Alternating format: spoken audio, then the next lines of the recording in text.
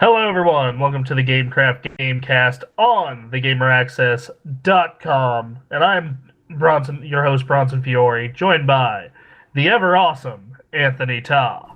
Good evening. And special guest for the week, editor in chief of UpDownUpDown.net, a Mr. Thomas King. What's going on, guys? Hey, so you are new to this podcast. People don't know who you are. I am. I'm like mystery guy over here. Yeah, so who are you? How'd you wander into this TeamSpeak server? Well, I kind of just found it and decided to join it.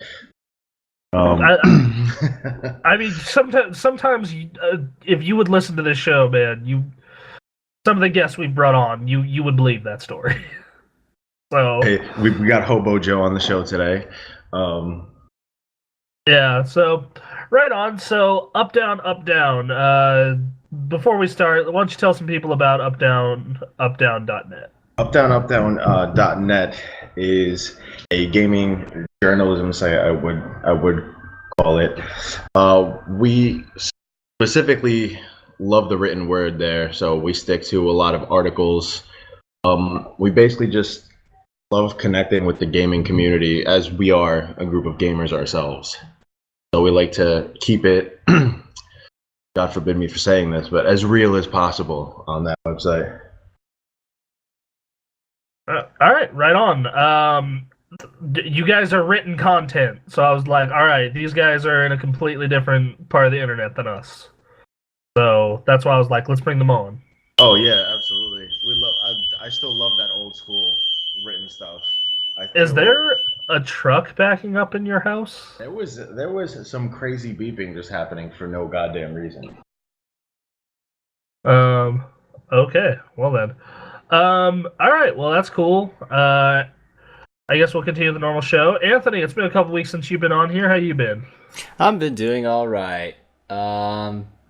Nice weather outside, if you don't mind the wind, at least in the city of Reno. I haven't been able to play any games until now, actually.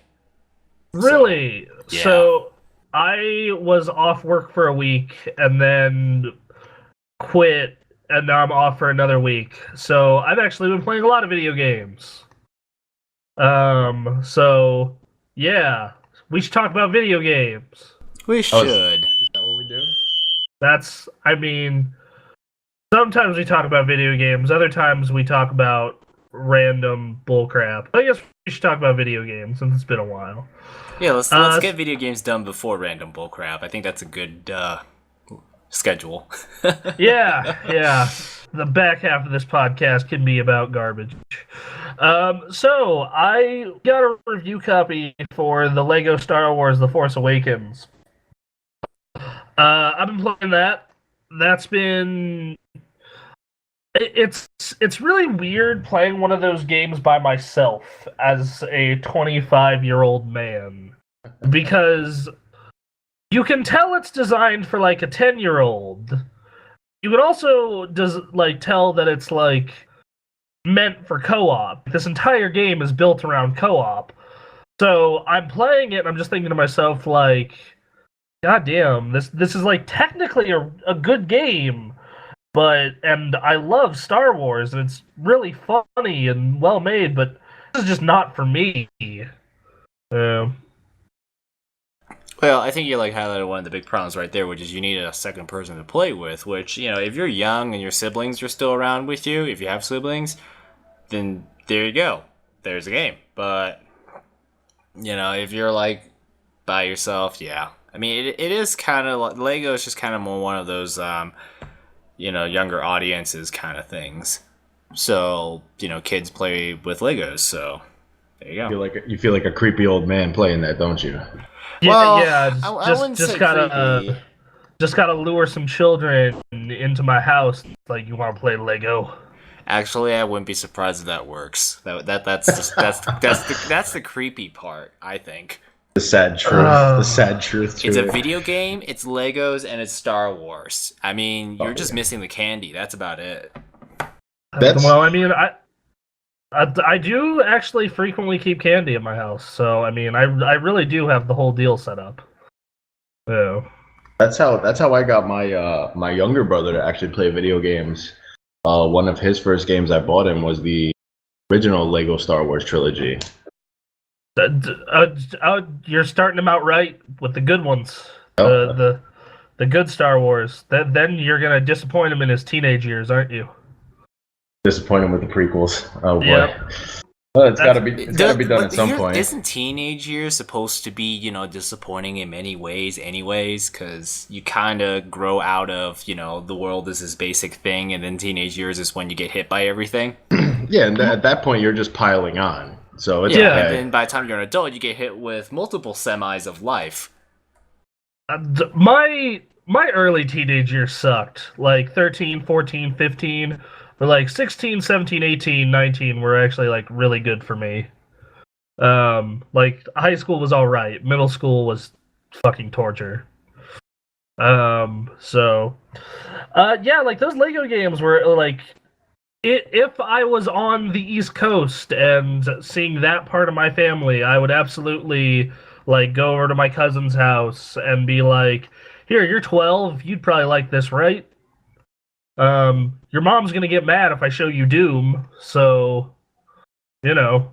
Oh man, nobody will get mad if you show Doom off. It's a lovely game. My very Christian relatives on the East Coast would get very, very mad about that. I remember when I was at their house when I was like 12, and like they were kind of questionable about like me and my older cousin, who at the time was 17, 18, playing Rampage. Oh boy. So you can only imagine what this game that is literal like hellspawn, you know. We're fighting the demons here. Come on, we're saving Earth. Yeah, we're saving like all these people. there's that argument, like, and I think that would work until they saw like you crush their skull or chainsaw them in half. But yeah, so it's good. I'm probably gonna give it a fairly positive review. For those of you who haven't been following the written stuff on the site, we actually did just switch to a 5-star rating system. So instead of 1, 1.5, 2, 2.5, 3, 3.5, it's now just 1, 2, 3, 4, 5. So, the reason we did this was, Anthony, how long have you and I been reviewing games? Like, Long time. 7-ish years, I believe. 7, 8. Like, we started it, you started in 09, I started in 08, so yeah, 7, 8 years. And what we have found is there's really about 5 things you can say about a game. Like, you definitely need to buy this. You should probably buy this. It's good, or that's awful. The thing is, though, sometimes it's like you could also make the argument that it is too vague, because what if a game sits between good and super amazing? Because that's what happens when you go in that area between 4 and 5. Because a 4 is like, oh yeah, it's pretty good. But what about that game that's pretty awesome, but you wouldn't put it in the same category as, top? So then there's like that awkward middle, which is, that's one of the things I sometimes think when I look at vagueness. That's kind of like, personally, I'm kind of being a long time academia person. I could, I would vouch for like a. You want A to F? Like a letter grade system, and you don't put a number to a letter grade system because everyone's idea of what an A is different from, some people just, like, it's a lot like how professors kind of like, have their own idea of what, a super awesome grade is. Some of them say 85%, others say 90%, but really it's just a letter that just says, okay, here's how it sums it up. What you think it is out of 100 based on that letter is up to you. So that's why I would, think a letter grade could work. You just wouldn't find yourself a Metacritic. Well, yeah, that's part of the problem. But it's just, but a lot of people just kind of have a beef with the whole aggregated score thing. So it doesn't bother me too much. Yeah, like, you're gonna piss someone off no matter what. I remember when we very first started, where we did a 100-point scale, where it's like 1.1, 1.2, 1.3. And then we switched to a 0.5, and now we're doing just 5 stars. Yeah. The aggregated scale sucks because say 3 stars out of 5. If you went to like a 3-star hotel, that's pretty good. That's average. That's all right. That's pretty good. If you went to a 3-star restaurant, good food, decent price. If you were talking about a 3-star game, yeah, it's an all right game. But then if you translate that out to 100, 3 out of 5 is 60% F. Or D minus. So that's why the aggregated score doesn't work, because when you start compiling everybody's idea of what an okay game is, like 50% is not supposed to be the worst thing on the planet, because at least you got half the things right technically is what it's supposed to mean, but that's an F in school. That's a garbage. It's terrible. You're a failure for being only halfway there. It's just going to summer school. Yeah, that will send you to summer school, even though you got half of it right. And what would the equivalent of summer school be for video games? Is it like you go from a full retail to a digital release? It is we are sorry Mass Effect 3 end of story patch. Having to review Aliens Colonial Marines. That was my version of summer school. Yikes. Yeah, that was... We got sent a review copy of that when we were on really good terms with Sega, and I gave it a 3, and had some very unkind things to say about it. And then they didn't talk to us again for 2 years. I was gonna say, you probably weren't on good terms with Sega after. The thing is that everyone hated on that game. So if the Sega of years ago, I'm not going to say about them now, because for all I know, they could have different people there. No, they're the Atlas people now. Like, that's John Harden, and like I deal with those guys fairly often now, and they're... Yeah, but anyways, like, they're whatever awesome. Whatever PR team that was there a long time ago, well, everyone hated on that game. It wasn't like just us. It's not like we came out and said, yeah, your good game sucks. Like, that didn't happen. It was universally hated. I don't think, it's just personally having heard how much of a disaster public relations is all the time. I don't think the review score was the big reason why. I think that Sega just kind of went quiet for a while. I mean, we're like a mid-sized site, and I think that combined with the fact that we just like crapped all over that game, but everyone crapped over that game. That's the thing. It wasn't some people gave it like 3s out of 5s and 7s out of 10. Where they were like, yeah, it's okay. That, and if you read the text for that review, I was very unkind to that game. Speaking of which, you said 3. Like, what's the 30% that they got right? Versus the 70% of disaster. The multiplayer was kind of fun sometimes. Oh, that's a terrible sentence. Multiplayer was kind of... kind of fun sometimes, I guess. And the sound design was really good. Okay, so all right, so that's the 30%. All right, that sounds all right. And this comes back to the point though, of like, when we were on that 20-point scale, it like, how many games did we review in a year that got a 7?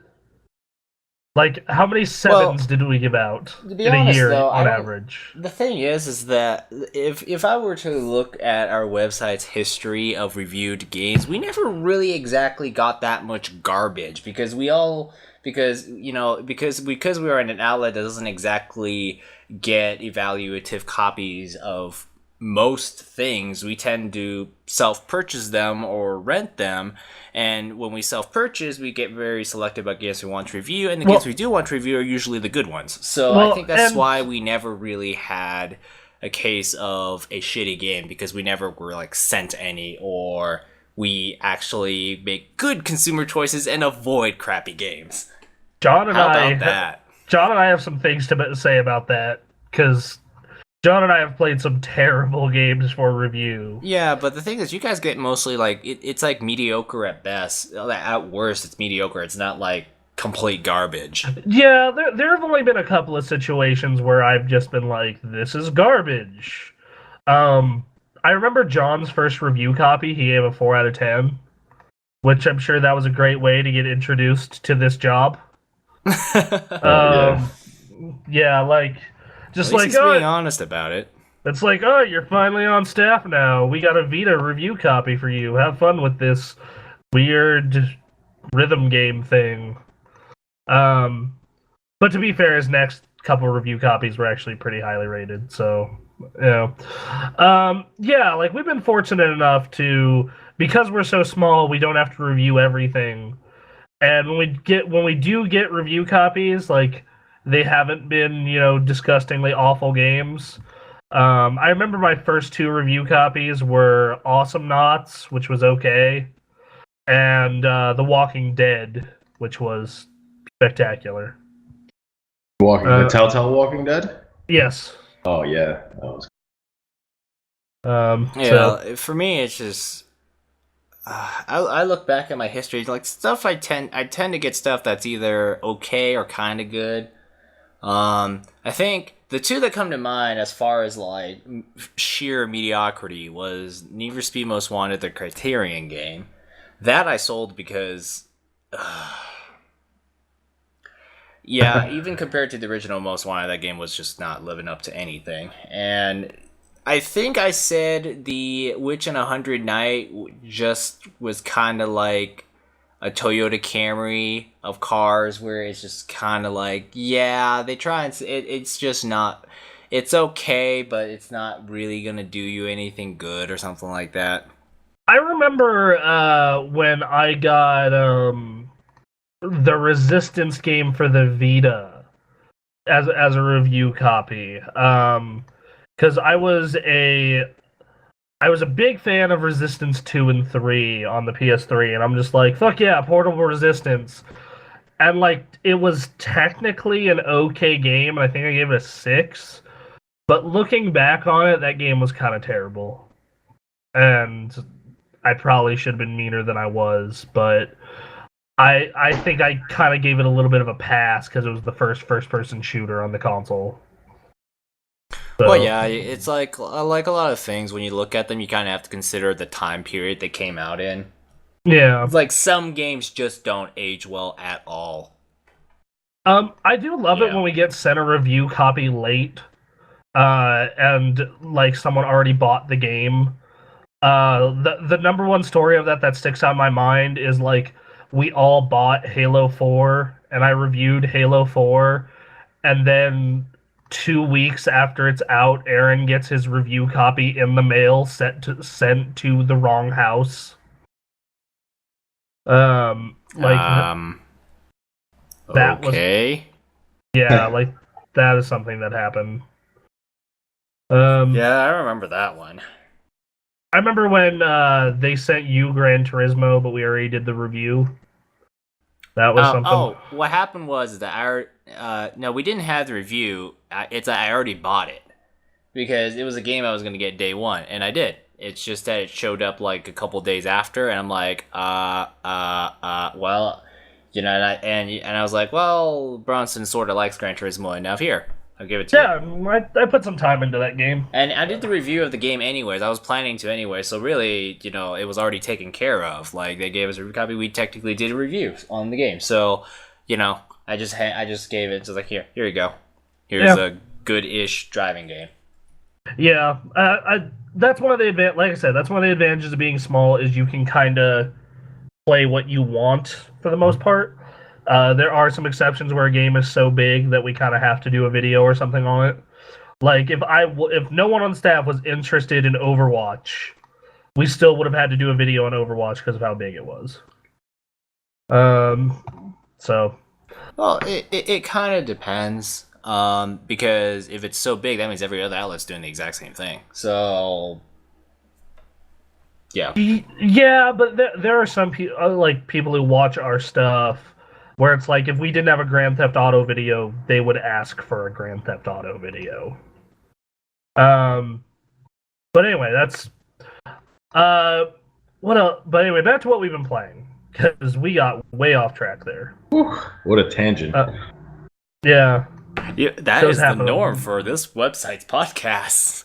Listen, I love it. Just let it flow. It's beautiful. Well, yeah, that's the good thing. Flow is good instead of like sticking to a PowerPoint presentation Ugh. Yeah. Man, those Um, were pretty bad. And then you're like I- a really old college professor trying to teach a class that nobody wants Yeah, it anymore. here's a topic. Here's some opinions. Next topic. Instead of like, yeah. I, as always, played Heroes of the Storm this week. I am currently on a quest in that game to get every hero in the game to level 5. To try out every hero in the game to see who I like. And also because every hero you get to 5, you get to 500 gold, which can be used to purchase skins or characters or things of that nature. So, I'm really...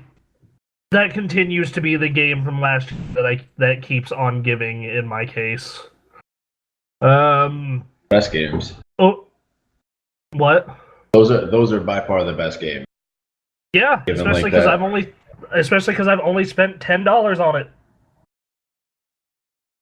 Better. I've spent a whopping $10 on that game, and been playing it for over a year. So, what else? I went and sunk some time into Half-Life 2. Like, I was just, like, kind of on my Steam list, bored on my day off, and I was like, Half-Life 2, I haven't played that in ages, and I got, like, sucked into it super hard, and I finished half of it in 2 sittings. That sounds like Half-Life. That sounds like Half-Life. Yeah, like, I was just like, holy shit, this game's 12 years old, and it feels like a brand new game. No wonder people want a third one so bad. To be honest, you could put a 3 on most of Valve's franchises right now.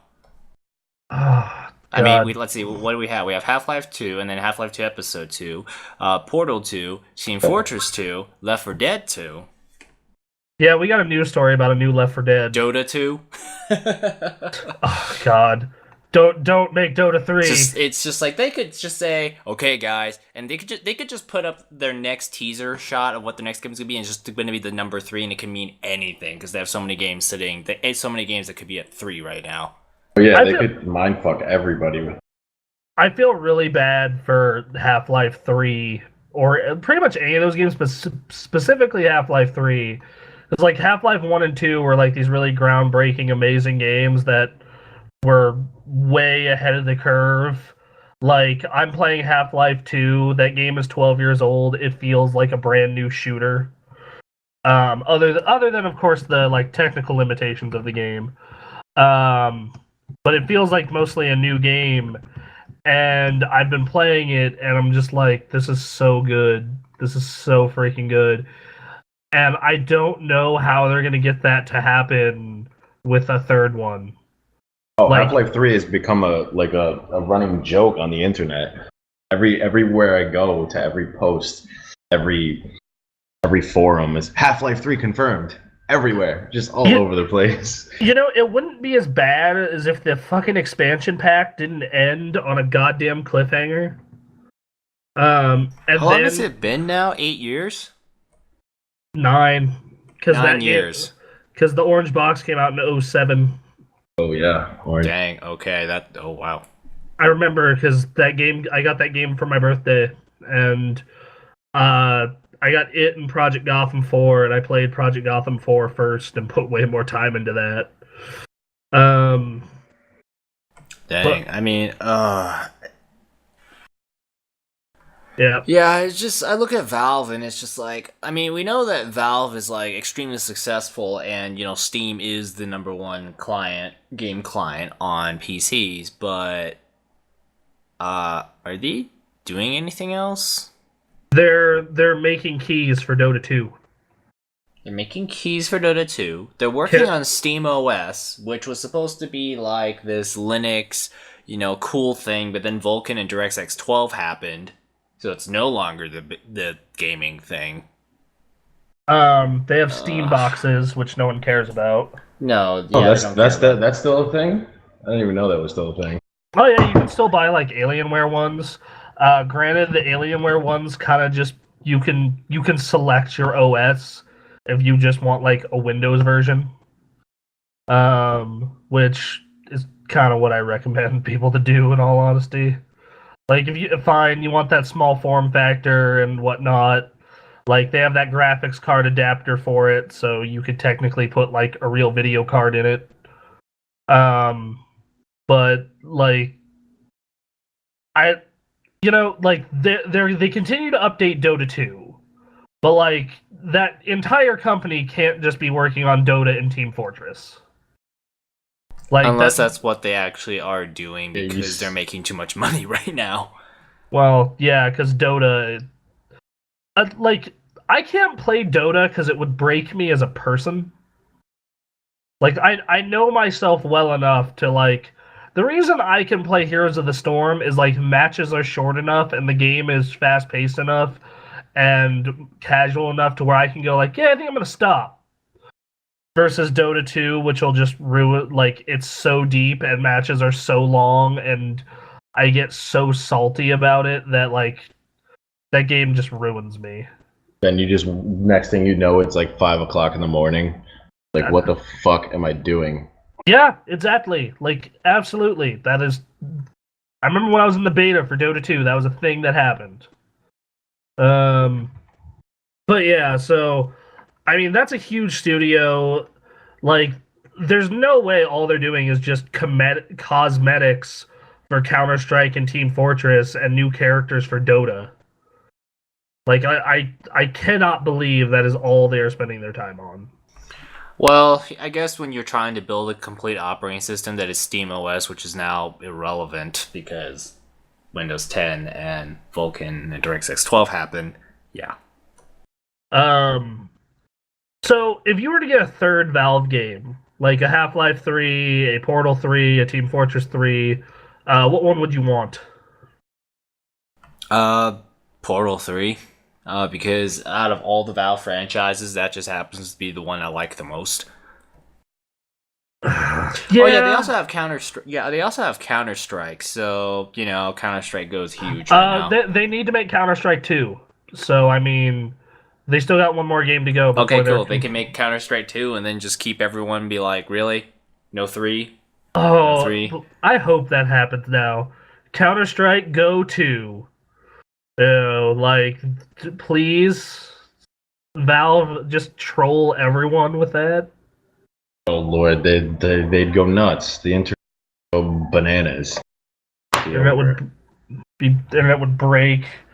But then people Yeah. will play it anyways because most of their games have been highly successful up to this point. Oh, absolutely, go without a doubt. Oh yeah, Counter Strike's great. Counter Strike's freaking awesome. I personally would probably want a Half-Life just to see what the fuck a new Half-Life is. Like, I'm so curious. Like, they spent 7 years making the Source engine and working on Half-Life 2, and it all really paid off. And then, they like branched off a bunch of franchises since, and now just everyone's waiting for that third one. So, but yeah, I'm sitting here and I'm reading up on Valve, and it's just kind of like they're focusing a lot more on like hardware related stuff. So there's obviously Steam, and then they were trying to do Steam OS, and now I'm reading this stuff that they're doing called Power Play, which they're working with Cisco networking people to decrease latency for online games and that kind of stuff. So that's like a lot of hardware more recently. It's still a strange decision on their part. Yeah. All their software is just so highly regarded that it's so sought after. Like you look at their like the games they've made, and they've never really made a bad game, and like all their core franchises are amazing. I mean, we've been doing a yearly Left 4 Dead video every Halloween for like 4 years now. Left 4 Dead is just so so what? You cut out. No, it's so good. That's such a good series. Like, so much fun, so well put together. To be honest, like the versus multiplayer is what really seals the deal for that game for me. I'm sorry. Yeah, I absolutely agree with that, 100%. Yeah. By the way, could you speak a little louder because I notice it's having trouble picking you up. Oh yeah, no problem.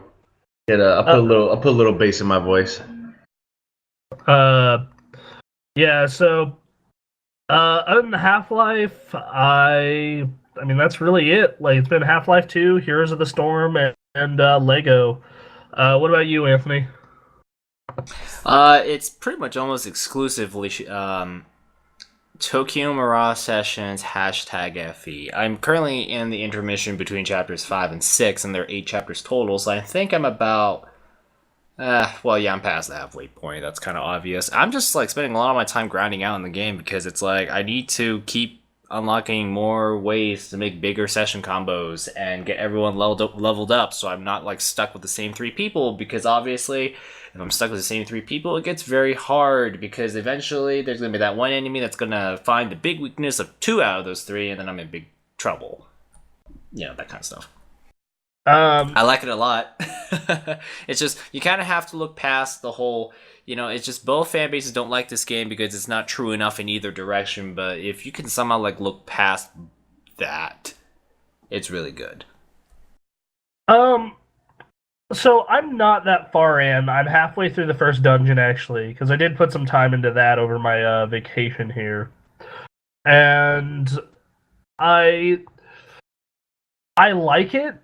But like the entire time I'm playing it, I'm like, oh, this is kind of what's gonna hold me over until Persona 5.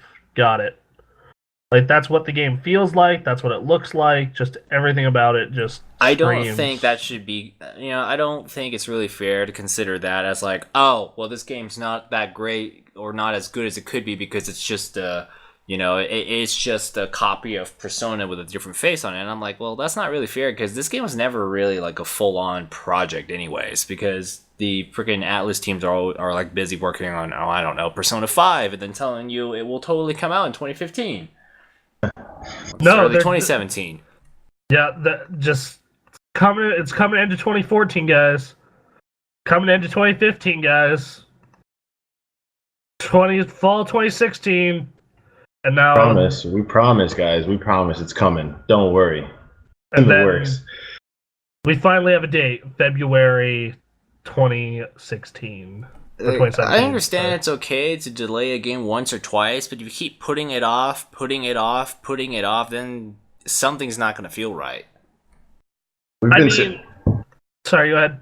No, I was gonna say we've been seeing that a lot more in recent years, especially more recently with Uncharted 4 even, and Mighty Number 9. It just, games have been getting pushed back because they'd rather have them, I guess, perfected in their sense. Yeah, best case scenario, Uncharted 4. You delay it like once or maybe twice, and it's probably and it's super amazing in the end, so it was worth it. And then you have the Mighty Number 9, where you keep putting it off. You have this massive Kickstarter project that broke records and everyone's anticipating it, and what you ultimately had in the end was a giant load of disappointment. Now what? Yeah, that pretty much nailed it right on the head with those two. Like it's either everyone's super excited, it's a great game, you made a goddamn masterpiece. I'm hoping that's the case with Zelda, or it just ends up being an absolute train wreck, Duke Nukem Mighty Number 9 style. Yeah, Zelda I think really had one delay because it was just never that many details on it. I think like most delays kind of like fall in between, like Mass Effect going from holiday 2016 to early 2017. It's like all right. They kind of underestimated the amount of time that they need to finish the game, and they're just putting out one delay, and the game will be probably all right or kind of good when it comes out. I think that's like how most delays usually go. I just love how Sony's big holiday game every year has gotten delayed for the PS4 every time. Infamous is going to be at launch, pushed to spring. What was 2014's supposed big game? God. I don't think they had one, but like 2015. I know they had Uncharted... Destiny that came out on time, but that was a multi-plat. No, the beta came out in September, and the finished game was Taken King. Right. Yeah, that's very $60 of early access, and even then, you still have to pay for the complete version later. Had I not gotten the Taken King for free, I probably wouldn't have played it. But I'm happy I did. Because I did that Target deal of buy two get one. So, let's see. Then, like, I know, like, Uncharted was supposed to be out fall of last year, got pushed. This year is supposed to be I think it got Horizon. pushed Horizon. twice. There was like the first delay, and then there was a second nudge. Yeah, then that second one was when everyone lost their shit completely. Man, I can't wait. I cannot wait till we get to live through this with Kingdom Hearts 3. Oh, please don't Oh say that to god, me. yeah, No, don't say that. like freaking Square Enix. Like you just hope, you just get the nasty feeling that's gonna fall into the mighty number 9 category, where you've waited so long that there is absolutely no way this game can meet, most expectations because of how long it's been. You've got a game that sat in development hell for like what 8 or 9 years, got a rename, and now you're planning a giant anime and movie and this giant universe, and the game hasn't even came out yet. Whereas Final Fantasy VII, the game came out, and then because it was so successful, then it had all its whole universe stuff afterwards. Sort of the same thing with Kingdom Hearts. And speaking of Kingdom Hearts, yeah, we unveiled Kingdom Hearts 3, and fangirls and fans everywhere were screaming at the top of their lungs. All right, now here's 2.5. Now here's 2.8. 3 years I'm later, just like, are you gonna do like 2.856 and just like increment the version number and just? Hey, I can totally deal with it. I'll wait as long as necessary for that game. I'm, Because I'm that Like speaking of which, like the only two fan bases I know that actually do this, like can wait out this long, are usually like Square Enix franchises like Final Fantasy or Kingdom Hearts and Bethesda. yeah, I don't know, but unfortunately, I fall into both of those categories. us, us, us Blizzard fans, up until recent years, have had the have heard the phrase, "It's gonna come out when it's done," quite a few times. Like that. They're the company who started that shit. Like people would ask them, "When's it gonna be out?" It's done. Granted, like Blizzard seems to be actually been able to meet deadlines in recent Well, years. yeah, they've been able to meet deadlines, and the stuff they do make tends to have like very good success so far. Like they haven't exactly made anything that bombed in a really long time as far as financial and sales goes. I mean, I guess if you were to like count like World of Warcraft and maybe one or two of its expansions, as it started out strong and then just waned off, but it wasn't exactly what you would call, colossally disappointing until like later on. The only thing I would say like bad about Blizzard since like 2001 is, man, was Warlords of Draenor shitty. The rest of it has been great. Yeah, I like it was like they took that game started out so great, or that expansion started out so great, and then they just handed it off to their interns to maintain it, and that's what the interns did. They maintained it, as in they made sure it didn't break. They put out Made a nothing. raid. They just did a bunch of bug fixes. They didn't really put anything new in. They just maintained it because that's actually what interns and beginner programmers do, from what I'm told, is that when you start out at any programming company, you don't actually write code and build stuff. You are assigned to fix bugs. So that's why the intern analogy works really well here, because Warlords of Draenor had like nothing new. It was just making sure it didn't break. And that sounds kind of like what Bungie's doing over there with Destiny. Sounds just like it. Just letting everybody. But like they're putting out expansions, like Rise of Iron is now going to be a thing. Quite quietly announced. Actually, I was a little surprised they didn't show anything Destiny at this year's PlayStation 4 montage of games.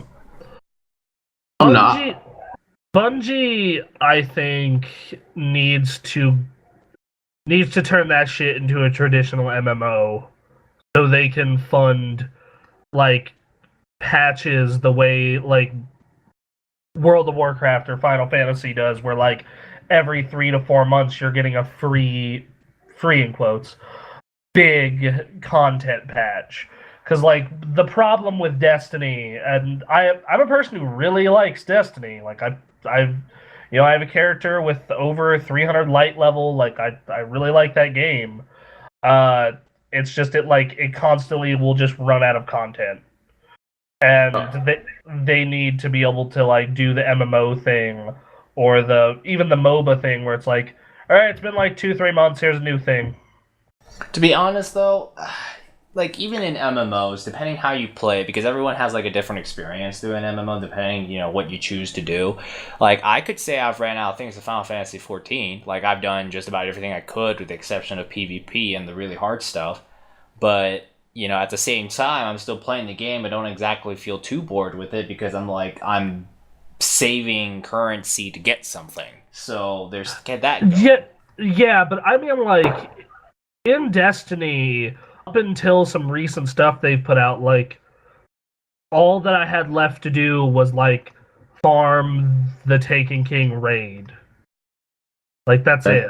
That's what most of the expansions or any DLC that they release, you hit a wall, maybe even some people hit that wall within 1 to 2 weeks, and then there's not much left to do. Yeah, it's not like with Warcraft during its heyday, like when I was seriously into Warcraft, where it's like, oh yeah, the last 4 months of this 2-year long expansion are kind of weak.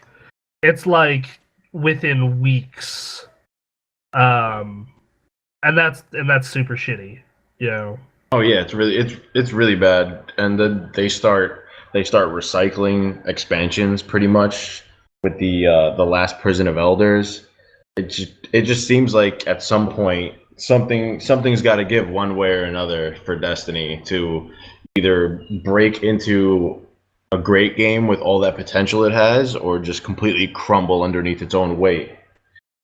I really think they do need to straight up just say, hey, we're gonna make this game either free to play or we're gonna turn it into like World of Warcraft, Final Fantasy 14, one of those style of games where it's $15 a month, $10 a month, and we're gonna release content updates every 2 to 3 months with a new raid or a new PvP thing or a new like gear system or something, because their current system just obviously isn't working.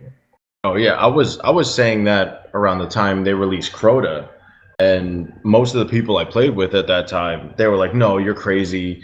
Nobody will play Destiny." And I'm sure there's still a dedicated fan base that would absolutely do that, and the game would benefit so much from a system like that.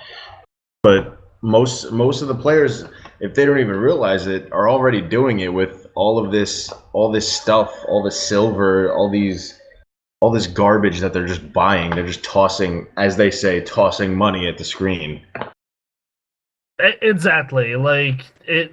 I mean, it would be almost cheaper for the game for them to just be like, hey, we're gonna do this thing where all we're gonna do is $15 a month and a big time expansion every 2 years, and that's the way we're gonna go from here on out.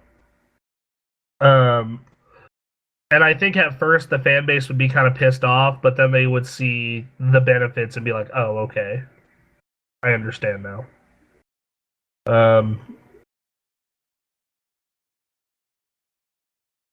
How did we get on Destiny? Tangent. Because I'm like trying to trace back. We were talking about Valve. Valve games. Oh, we were talking about like how PlayStation keeps missing their goddamn holiday release dates and shit. Yeah, there you go. Figure out the one for 2014. Well, I think Destiny was the big one for 2014, because that was like the one that was going to be like Destiny bundle, which I was one of those people who bought one and then had buyer's remorse for some time before Sony's like, here's some more games. I'm like, okay, I'm not going to feel bad about buying my PS4 early now. Yeah, it seems like Destiny was there for that one. And 2015 was Uncharted. And 2016, it looks like now, well, it's a definite that Horizon pushed into 2017, but who didn't see that coming? And Persona, which that's not Sony published. I know, but it's still like it was still going to be one of their holiday games. And also like I looked this up. Like when it comes to like Shin Megami Tensei games, they don't Wait, how much did Persona 4 sell? Like the original, not counting the gold. I'll look. Hold on a sec. Keep talking while I'm looking it up. Because like I sit here and I'm like, I know everyone's super stoked about about like Persona 5, and I'm sitting here and I'm thinking, is it kind of like one of those like fire like is it like in the same camp as Fire Emblem where it can kind of move systems, but it's not exactly what you would call a killer app, even though it's really well liked? I think that like this is going to be the Persona game that explodes, if it ever does. Like The reason why I don't see it exploding is because you're talking about an anime art style, and that already kind of limits your audience quite a lot. Yeah, you could make the argument that a lot of people who own PlayStations, and you could say, well, the Final Fantasy people, there's a huge Final Fantasy fan base, yeah, but it's like. I think this is going to be very much Persona's version of Fire Emblem Awakening. I think that would actually be pretty good. Like, yeah, like it would sell if it sells like a couple million. That would be pretty darn awesome. I think Persona is kind of broken more into the mainstream over the past few years than it has in the past, and it definitely has more recognition amongst the gaming community. That's definitely certain. So I think it definitely will sell more, I think, than Persona 4. Even with hearing about Persona 5, I myself got into starting to play Persona 4, and I'd never played a Persona game before that. See, I started playing 4 when Giant Bomb showed it off, and I was like, this game looks really cool. And it became my favorite game ever. And then Golden came out, and I loved that one even more. So I could definitely, and like it seems like over the course of the past, God, 7 years or so, 8 years almost since Persona 4 came out, it's just getting bigger and bigger and snowballing and snowballing. That I think like 5 coming out and like especially being this game on what is currently the most popular console out there, um, is going to be very, very big. Oh yeah, I totally agree with that. Absolutely. I think like one of the reasons why like it got really big is that I kind of sit down, and normally when I usually play anything that's derived from Shin Megami Tensei, whether it's Devil Survivor or Persona, or the spin-off that is Tokyo Mirage Sessions, I was like, maybe it's like these games started getting really popular when they kind of decided to make the decision to not make all their games so dark.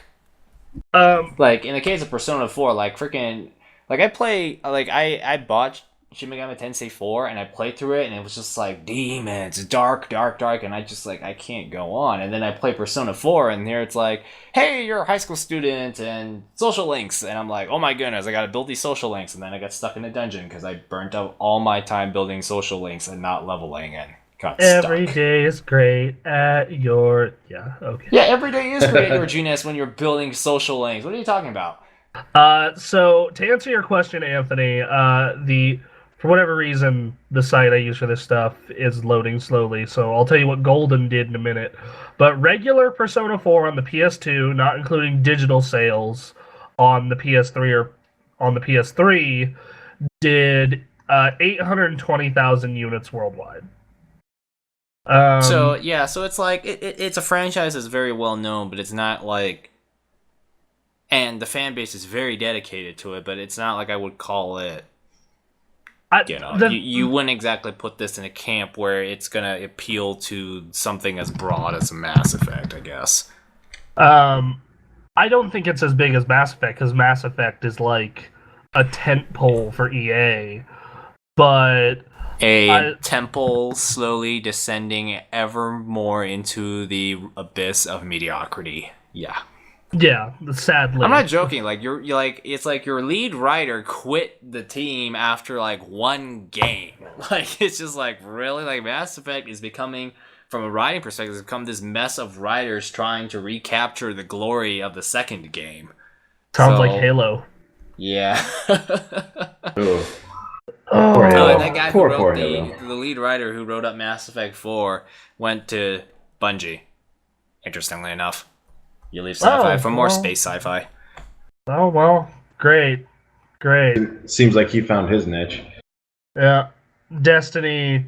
Uh, Destiny, in my opinion, doesn't even have a story. It does. It's just you could just poke the first Destiny before any of the expansions. You could poke fun at it for having like the vaguest plot line out there that you could pretty much attach to any fantasy novel. Taken King had an okay story. Like I enjoyed it, but anyway, Persona 4 Golden did 1.35 million, not including digital sales, and that game is always on the top of the digital download chart for Vita and the PlayStation Classics. Like it's always in the top 10 of both. So Oh I'm yeah, gonna that's a big difference. To be honest, though, okay, I don't know if that's really saying much because it's not like the Vita is a hot seller of software right now. I mean, yeah, you could argue that it is an indie's you could say it's an independent developer's favorite platform, but that doesn't I don't know how much that actually means. Why do you have to hurt me, Anthony? It's true. Why do you gotta hurt me? I didn't say the Vita sucked. Yeah, the Vita barely has like 14 million units out there. And I mean, okay, well, I guess at this rate, I guess the Vita's won the race to irrelevance against the Wii U. By the way, that's something I want to point out. I found this out. Apparently, Nintendo thought they would sell 100 million Wii U's, which I sit here and yeah, I'm like, that was you didn't nuts. even make 20% of that. Oh my lord, that was crazy. I can't believe they set such high. Good lord, after Nintendo. the success Why? of the Wii, I guess they took some of those, bloated from success drugs that Sony had when they were conceiving the PS3, and then just thought of the Wii U, and that didn't go well. I'm gonna say Persona 4 Golden probably did about another million in digital sales, which that means, rough estimate, 1/7 of Vita owners have that game, and I am saying it probably did at least a million in digital PS3 sales. So I'm saying I wouldn't say together, a million that game, in PS3 sales though. I don't Like know, you man, said, it was like on the PS2, which has a 120 million user base and sold only 800,000. 150. Like, yeah, but that's before that game got traction. Like that game came out on like the hard copy of that game came out in December 08. Let's not downplay the PS2's library here and say that it got buried before it became popular on the PS2. So well, yeah, and it also was a really late PS2 cycle game. Like that game got buried with Yakuza 1 and 2 and Persona 3. Like even I like overlooked it. I was like, whatever, fucking PS2 game. Pfft, got a 360 and a PS3 to worry about. I don't know if we can guess and assume a million was sold on the PS3 because do we have any evidence that suggests a million people bought it on the PS3 other than people like it a lot? Because that's not like I don't think that's a very good estimate. Because like there's nothing to help like estimate it. Like the only people who actually know the number is Sony and Atlas. That's it. The other barometer you could gauge this by is just the fact that how much talk it gets in the media. We know that talk is tripled. That is true, but does talk in the media but is there but at the same time we can't exactly put a direct correspondence between how much they talk about a game and how much it sold. What I am saying though is like in the top selling chart for PS Classics and for PS Vita, like that game for months and months and months and months was like always in there. Yeah, which could be 5,000 units a week because it's like in relation to what's number 2 to 5 then. Yeah, which we don't know that. Yeah, it's just like it's a number 1 seller. Yeah, like fact, we know it's a number 1 seller. But at the same time, like what are the numbers for 2 to 3? Because all it needs to be is is Persona 4 Golden to be above whatever number 2 is. That's all we really know. It's like because it's like Persona 4 sold 5 million. Well, where's your source? Oh, it was number 1 in the store, but that can mean anything. Okay, well, I'm saying that all together between all platforms, I'm saying it's probably done, well, We know for a fact that it has done at least 2 million. Yeah, like that we know for a fact it's 2 million. Yeah, Digital sales absolutely. makes it 2 million plus is like like. But yeah, it's just there's not much I could find. There's not much we have that could to give us a guess on what the digital sales are. It's like I don't know why people just have to keep that counter hidden so well. Like, what's wrong with just going out and saying, "Yeah, we sold"? Like, are people going to assume that because you don't sell the best, your game sucks? I just love how like Catherine in the first month did 100,000 units, or no, it did. I think it did 250,000, something like that. But like Atlas USA threw a party and had a cake, like a Catherine cake. Actually, yeah. We were talking about like bloated game developments and all that stuff. What was it like? What was that called? 3D Game Heroes? Yeah, 3D Game Heroes. They sold like 32,000 copies in the U.S., which normally would sound incredibly abysmal, but they say that's better than the 16,000 they were expecting. So yeah. I'm like, wow. That's because 3D Game Heroes is fucking awesome. I know, but like it sold 32,000, terrible, but their expectation was 16,000, so it was a success for them. So I'm like, dang. Yeah, so to them it was something they could have never reached. Surprised the hell out of them. Just like with Catherine, which underrated game, I think. Oh, definitely. Like, definitely. That's one of those games that like I remember when we did Game of the Year awards that year. Like, I was so sad like that we had to leave it at 7 because like, but man, was that a great game. Oh yeah. It was number 1 on my personal top 10. So I still remember my friend introducing me to Catherine, and I was like, "What are you showing me? This game looks like complete garbage." And then 20 minutes later, I was like, "You're leaving this game in my house. You're not taking it home. It's not happening." So let me tell you, you should definitely take that game to your girlfriend and have her play it with you. Oh yeah, that sounds like a great idea. Yeah, that's a relationship builder right there. Or destroyer. Either way you look at it. Yeah, depending on who you're dating and your opinions on certain things. No, I've been wanting to do that with like the Taken folk on the website for a while. Just be like, "Hey, John, Evelyn, play this." Yeah. Yeah, Catherine was a hell of a game. That Atlas has a lot of games that are real cult hits. But yeah, we know for a fact it did 2 million.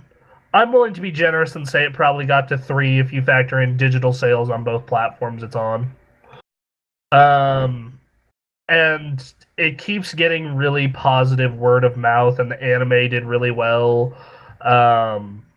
So I think that like it's at the tipping point where this particular Persona 5, especially if marketed correctly, will be the Persona that kind of blows up. Oh yeah, and you also have to take into account now, like we said, it's getting around on the media a lot. So when all these people that have never picked up a Persona game before finally pick it up, will it be what they expected? That's the other thing that's going to factor into it. Which I think that depending on who it is, like over here we've had a lot of fans who have played Persona and gotten into Persona, and we're intending to start a playthrough of it sometime for a Let's Play in the near future. And that, I think that game is going to get really positive word of mouth from the press and from Let's Plays, and if Persona 5 is a quality game, which it probably is, I think it's, especially because it's on, once again, what is the most popular system out right now, and it's very starved for good Japanese RPGs, I think it'll do well. It is a turn-based game, right? Yes. In an age where everything, and even the Final Fantasy VII Remake, is going action-based, I think people will be happy. Will be happy with Persona 5 being turn-based. Oh. I don't know why. Absolutely. I don't know why people like hate on turn-based or why developers are going away from it. I think it's like when you have the success of like action orientated games that where action has brought RPGs to like crazy levels of success, like you know, Elder Scrolls, Dragon Age, Mass Effect, The Witcher. Like all of those have brought action to RPGs, and they're like really famous and really popular. So it's hard not to feel like, hey, the game has changed. You either go with it or you die. The thing is, So, though, and but the problem with that thinking sometimes is that you could end up killing it because you're not supporting it anymore. exactly, and like I'm a person who is very impatient, and I find a lot of Western RPGs very boring, even action or like action ones. But I will sit down and play a turn-based Final Fantasy, Pokemon, Persona, um, and you can make turn-based combat engaging. You just have to make the encounters, make you think. Yeah, and it's like turn based is not popular anymore. I don't know about you, but Pokemon still sells like crazy, and I think it will sell even crazier now that Go exists Yeah, like and has taken over the minds of every human on this planet. My coworkers are talking about it, friends are talking about it, family are talking about it. Like I don't remember anything like this happening since we're current. actual Pokemon in the late 90s. We're currently working on the technology to make a really stupid video with it. Oh yeah, I look forward to it. I thought it was going to be a bad idea until I realized how hilarious it would be, and I'm like, I'm doing it. It would just look great on camera, anyways. This game, Pokemon Go itself, already just on the Android store, already has over 1 million downloads. It's the number, and it's free. Yeah, it can't hurt to try it, right? It's the number one game on iOS right now.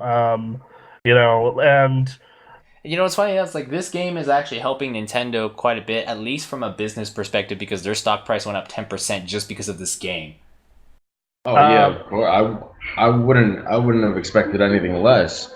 Release a Pokemon game for free to the wild to all these people, even people that have heard, even just as far as like my parents who grew up listening and watching me play Pokemon have downloaded this fucking game, and that's just wow, that's shocking. And Crazy. it is that kind of mobile game where you could play whether for 1 minute or 10 minutes wherever you are.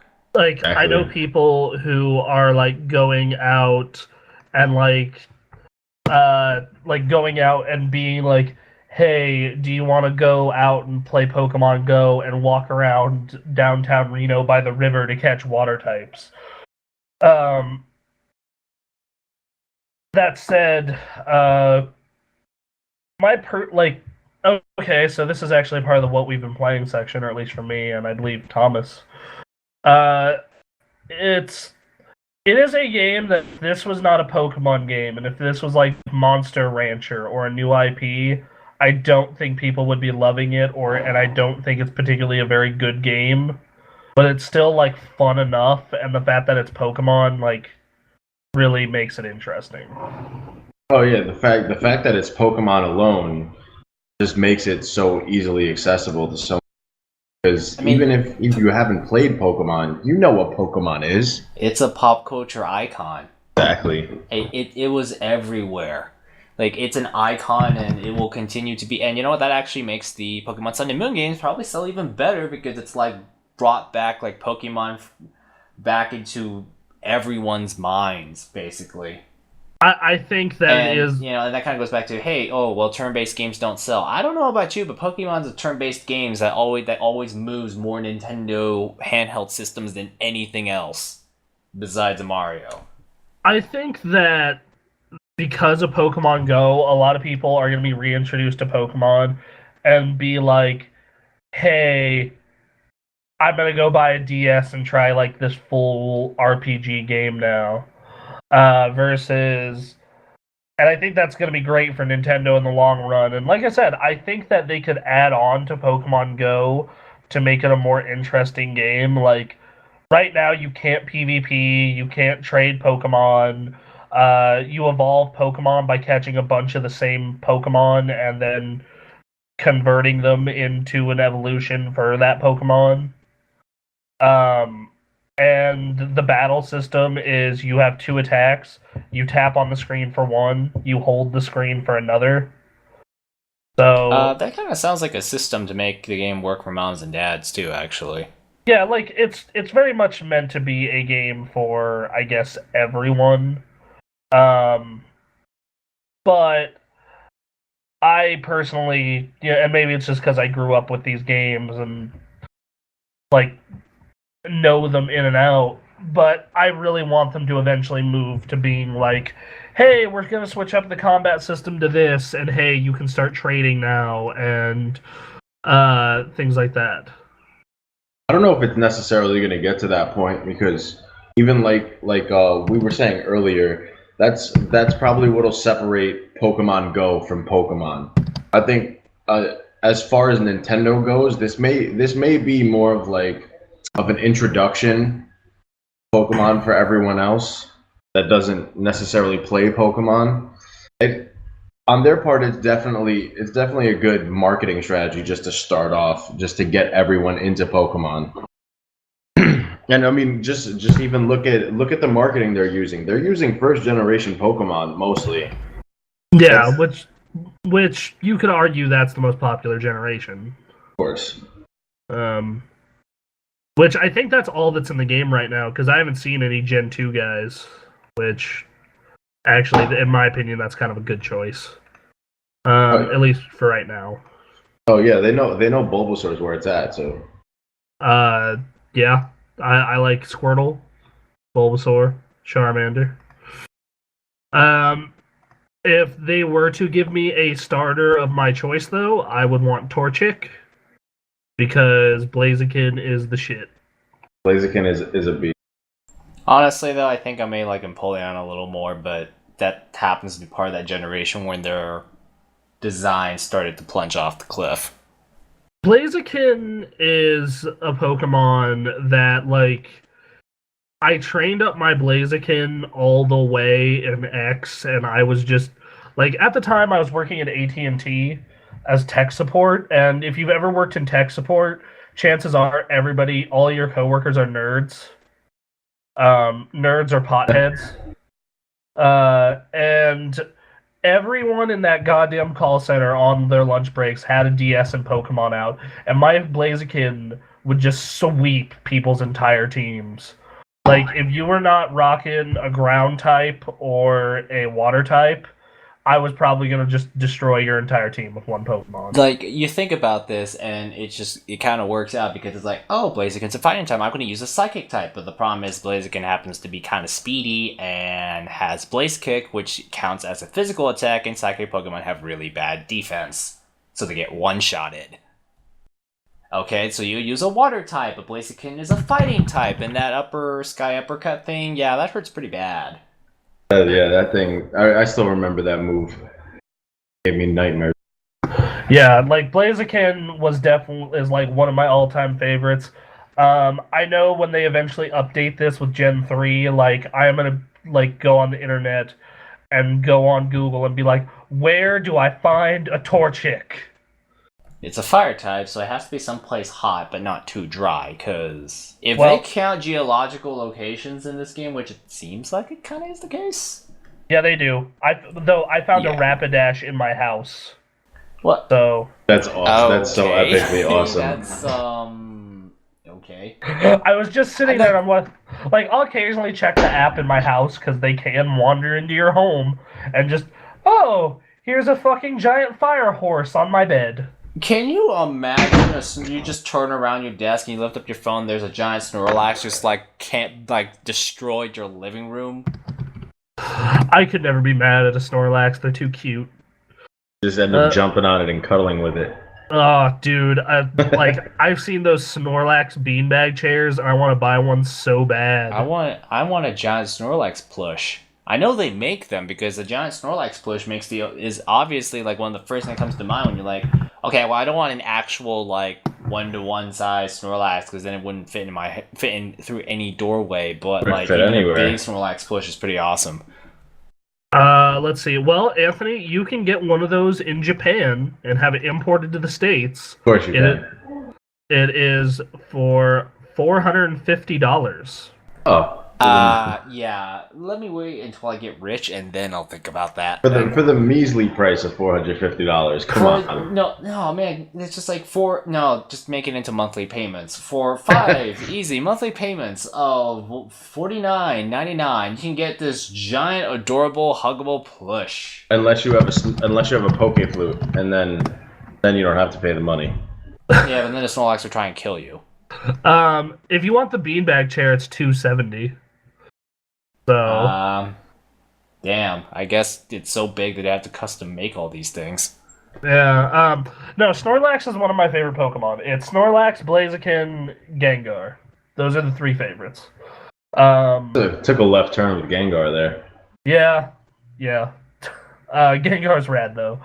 I know that I am this is gonna sound really creepy, but I'm gonna hang around a lot of funeral homes and cemeteries looking for Ghastlies to make a Haunter and a Gengar. That actually would not be the creepiest thing, because like there's been so many memes on the internet about the crazy places this game will take you. Like if you're on an airplane and you see a Latios fly by, you're gonna tell the freaking pilot to go chase after that Latios, because that's the only place you can get it.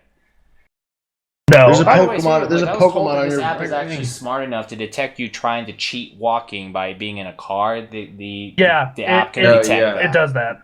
Yep, I tried that with an egg already. Son of a bitch. Yeah, that happened. You can ride a bike, because bike isn't fast enough to trigger the GPS thing. Yeah, a bike, if you don't go too fast, is about the same speed as running. And you running, you're still on foot. So I think if you pedal hard enough, I think you would trip it. But I don't think most people would do that.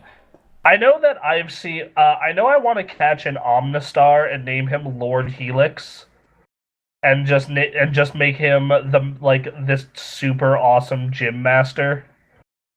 That's my long-term goal for the game. I don't know. Everyone's going to probably think that same thing, or it died so hard now, because Twitch Plays Pokemon just, after the first game, nobody talked about it anymore. I mean, it's still running, and they're doing different things with it, but... Twitch Plays Pokemon, they did every gen. I paid attention to all the way to the end of Gen 2, but they did manage to beat every single game with that insane fucking system. So yeah, Pokemon Go, it's cool. Anthony, have you started it yet? Nope, because I can't get an account, so I'm probably going to have to resort to a Google account in the future, because to sign up an account via the Pokemon website is just not going to work. They don't show your info, they just show a fake screen name, like mine's I think I have a Google account that I can use, because Google accounts, ever since it's the same as your YouTube. They merged YouTube accounts into Google accounts, so you don't have to have a Gmail to use a Google account. You just have to have a Google account. That's it. Which which most emails would work with, most pager emails. What about you, Thomas? What is your strongest Pokemon right now? Oh my lord! My strongest Pokemon, since I've been having more technical issues than anything with this game. Is definitely my Bulbasaur right now. That's my baby. Yeah, I've caught a Bulbasaur, a Rattata, and then like I said, I've been having technical issues, so I'm going around not really finding any Pokemon. I've been having issues. My big issues have been the game will randomly crash and shit. And that actually happened to me when I caught Eradicate, and it didn't count the catch, and I was super pissed. Yeah, that happened to me the first time I opened it. I had to catch Bulbasaur 2 times. That is unfortunate. So there's a lot of technical problems. Those will obviously get fixed as the game goes. I think that... I don't know. I think that they got a lot of stuff they need to fix and to work on, but on the other side of that, for their first attempt at this and their first everything, it's still pretty good. Yeah, it's. I don't think it's exactly what everybody thought it would be, but I mean, the cool concept of going around to all these local hotspots or historical areas and being able to look up all this stuff and catch Pokemon. Like I think they have something really great with Pokemon Go. And just the fact that when I see a Pokemon outside my house and then I run outside to go get it, and then all of a sudden the Pokemon's not there, it makes me pretty angry. It gets me inside a little. I think one of my big complaints so far is the fact that you have to keep the app open. Like, there's no push notifications, so like, if you leave the app open, the screen will turn off as long as you put it into battery save mode, and you'll be walking along, it'll ping, and you'll still feel it vibrate in your pocket. I wish they would do that for like push notifications, like you're by a Pokemon, and you flip it open, it's like, oh, yeah, you're but can you imagine just that disrupting society's functionality just because you're puttering along on your bike or on a moped or in a car and you're like, warning, there's a Lugia nearby, and you just had to pull it to the closest Walmart or curb and just jump out so you can get it? I mean, it's already doing that. Like, your drive would be so much more exciting if that stuff happened, but at the same time, like, everyone's gonna be like doing the same thing. People would be getting fired from their jobs left and right. It'd be like, hold on, I gotta take a break real quick. That is part of like freaking like, yeah, because it's a mobile game, you can play it like 2 minutes at a time. It's like freaking like, I hear some places via a couple posts on Facebook be like, yeah, employers are talking about like, if you're playing Pokemon Go, and it's not your break, you're done. No, just like I remember Ray talking about how like he would leave the app on as he was driving, and if it pinged, he would pull over and catch the Pokemon. Like, and again, more memes. Like, people are already joking about how there were giant like traffic clogs or wrecks on the freeway because somebody had to swerve to catch that Pokemon. Which, if it does happen in real life, which I won't be surprised, because when you talk about something this popular, there's going to be that one person that's going to do something incredibly stupid. You're going to be like, yeah, some people need better priorities. Oh, no, absolutely. There are already stupid people doing shit like this, and the Pokemon Go Twitter actually did post like, hey, focus on the fucking road first. You can catch Pokemon later. Of course, because it had to be done. Because people were already getting ridiculous with it. Funnily enough, during this podcast, by the way, I've already caught some Pokemon sitting here. They like our show. They do, apparently. They're attracted. Apparently, the Pokemon that likes our show are a Abra, a Rattata, and a Pidgey, and a Venonat. I'll take awesome. Abra. Abra. Dude, like Oh, yeah. So apparently, one of the most awesome memes I've seen from Pokemon Go so far is some guy went by the White House, found a Pidgeot named America. Oh, for the White House, yeah. Yeah, because Pidgeot is the closest thing to an eagle that isn't the crappy one from the later generations. I cannot wait till I'm up in Seattle, because I'm going to make damn sure that the fucking Space Needle is my gym. If I have to fucking live there on the street with my goddamn iPhone to make sure no one takes it, I will. Oh, you will have to do that. 100%. No, like no joke. But yeah, so I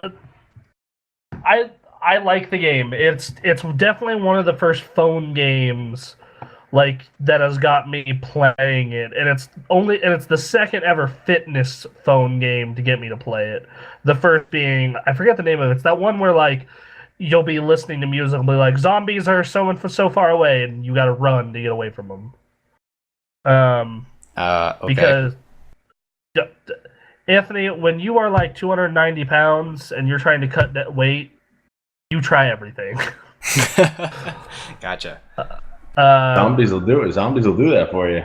Yeah, no, that zombie app that got me running. Like, it's getting to the point where, I mean, I say this now, but if it does happen in real life, I think it will be likely to change. But it's getting to the point where I see so many zombies in media and games that it's getting to the point where I'm like, oh, look, a zombie. Whoa. The only time that doesn't really happen is The Walking Dead, because they don't actually focus on the zombies. They focus more on how society and social aspects are destroyed because of the zombie apocalypse. That's why The Last of Us is so good. Yeah, because it doesn't focus on you killing the zombie. It focuses on how your social, everything in your life has changed because of the zombie, in addition to running away from them. That's why Left 4 Dead is so brilliant, because Left 4 Dead is so brilliant is because, like, that game is a goddamn simulation for how you and your friends would act during a zombie apocalypse. And what we have found is I am not afraid to leave you behind. Yeah, I have definitely found that out. I also have found out that one of the most common things, like, even though it's a zombie game and even though it's a game, every time, no matter what, when someone sees the witch, everyone's like, oh shit, there's a witch here, guys, lights off. Yeah, just every single time. And I think that's just one of the best things, because it's like, yeah, we do not want to deal with that problem right now. It's just a giant headache, and we don't want dead people, and our health is bad as it is. I am actually considering paying for a server for us this year, so we don't have the technical problems we had last year. Oh yeah, so that problem. Yeah, so for those of you who enjoy that yearly Halloween special, yeah. Speaking of horror games, I've actually talked to Tori about having her play VR horror games as a show for the website. Oh dear. Yeah, she says she hates us, but she'll do it. So just super glue the VR headset on, so you can't just take it off after 2 seconds to ruin the fun. Just Tori, we're gonna duct tape this VR headset to your head, and put you on Resident Evil 7. You'll never get out of that hellscape. By the way, we're not going to be by you to assure you. Peace. Yep, we are just gonna watch and make sure you don't break any of this expensive equipment recording it. Oh, that's just terrible. Yeah, because were you there when I streamed Outlast with her? No, I just knew you were very scared with that game. She screamed so loud that I actually got a noise complaint. Ow. Yeah, because we were streaming it at like 1 a.m. Anyway, we got that's Pokemon Go. I think we should all give it a shot. If you haven't checked it out yet, I've liked what I've played so far. It's been fun. Anthony, are you going to be the very best, like no one ever was? Unfortunately, a lot of people have that exact same idea. My goal is just to own the gym around the corner from my house. I think you need to aim higher than that, dude. You need to aim to own the corner of at least one GameStop in the city. Oh, okay. So I should own or some major retailer where people actually go to. So you could say, yeah, I own this heavily traversed area. I actually took over the park by my house today, and like a little while ago, I got a message being like, "Not anymore, you didn't." And I'm like, "You Team Valor motherfuckers are going down." Because you guys. What is Team Valor? Is there like a Team A and Team B in this? Yeah, so when you get to level 5, you have to pick a team, and they're linked to a different legendary. So Valor is linked to Moltres. Lame. Instinct is linked to Zapdos. And the badass team is Team Mystic, which is linked to Articuno. Well, yeah, Articuno is the, prettiest one. Articuno is the correct answer when you have to choose those 3. Yes. When you take over a gym, you take it over for your faction, and then other people can set up in your gym to get perks from it as like trainers for your faction. So like Ray, for instance, is Team Valor. So let's say he takes over a gym, and then that means I can either fight him or his Pokemon that he has guarding it, to take over the gym. But if I'm Team Valor, I can be a member of the gym and get the perks from it. Oh. So. And this is how it keeps going. Right now, I believe the one that's around the corner from my house is the one at Stewart Park, and it is currently owned by Team Valor at a level 351 Taurus. So once we're done with this podcast, I'm going to walk over there and have my my Rapidash kick it in the head. Take it back for... Interesting image. Yeah, well, I mean... I wouldn't be surprised. It is a horse, after all. Alright, well, that's Pokemon Go. We should get into news. Actually, Thomas, what have you been playing? If you have anything of note that's somewhat current. I mean, I've been pretty much playing The Witcher 3. Okay. I've been trying to platinum that bad boy. I actually oh dang, platinum. Yeah, I actually I got it when it came out. Then I took a little break from it, hit it again because it was one of those games, because I'm such a fan of Elder Scrolls, and I knew once I touched this game, I was like, oh, this is gonna be one of those games where I don't come out of my basement for 6 months. This is one of those games. And I'm very glad that like we don't have you around Game of the Year awards, because like me and you would fight so much. Like just like it would like end in a fist fight.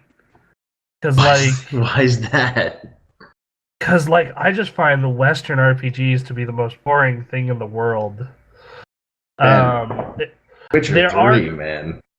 There are exceptions. Witcher 3, I thought was alright. Like, I didn't love it, but I was like, this has some cool shit in it. I dig it. And Mass Effect 2, in which I absolutely loved. Well, Witcher 3 to me is just so deep in a sense of storytelling and exploration, which I just love when they give you a game and it's so massive and they're just like, here, have some fun with it. They just let you off on your own path. I love it. I think my problem is, though, is like, they never feel good enough mechanically for me. Well, and I realize part of that is because of how big the worlds are and whatnot. But like, as someone who likes, I guess, I love Bloodborne and Dark Souls 3 and The Last of Us, and like my favorite game of the generation has been Bayonetta 2, which are these games that are a lot narrower and more focused, and because of that, they can make the way they control and play and like the combat and things, I guess, more interesting and finely tuned. Don't get me wrong. I love me some Bloodborne.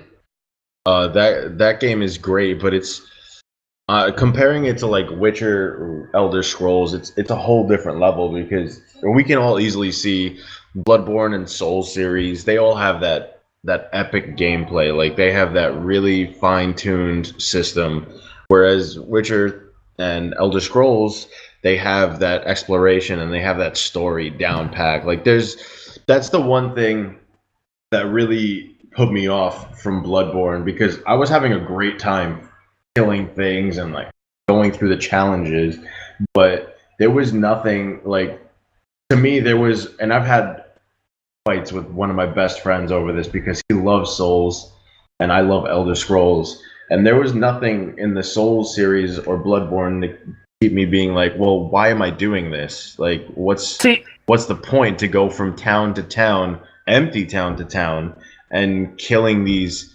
monsters? I mean, sure, they're massive and they're threatening, but like there doesn't seem to be anyone here. That the thing with Bloodborne and Souls, and it's the like, some people I know, Ray and I, for example, love the story of those games, absolutely adore it, and then some people like yourself don't like it at all, because to get the story, you have to go find it. You have to go read books and go talk to NPCs and really listen to what they're saying, and like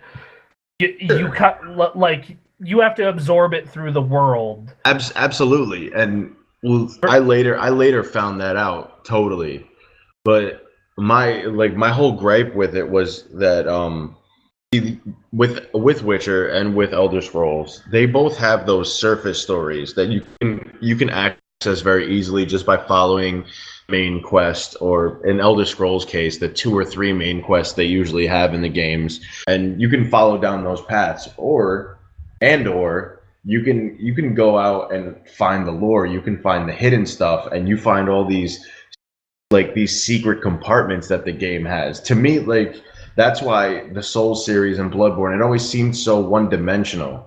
That's my opinion, and I know it's not a very popular one, as how popular these games have become. No, I definitely see that point of view. I disagree, but I definitely, understand.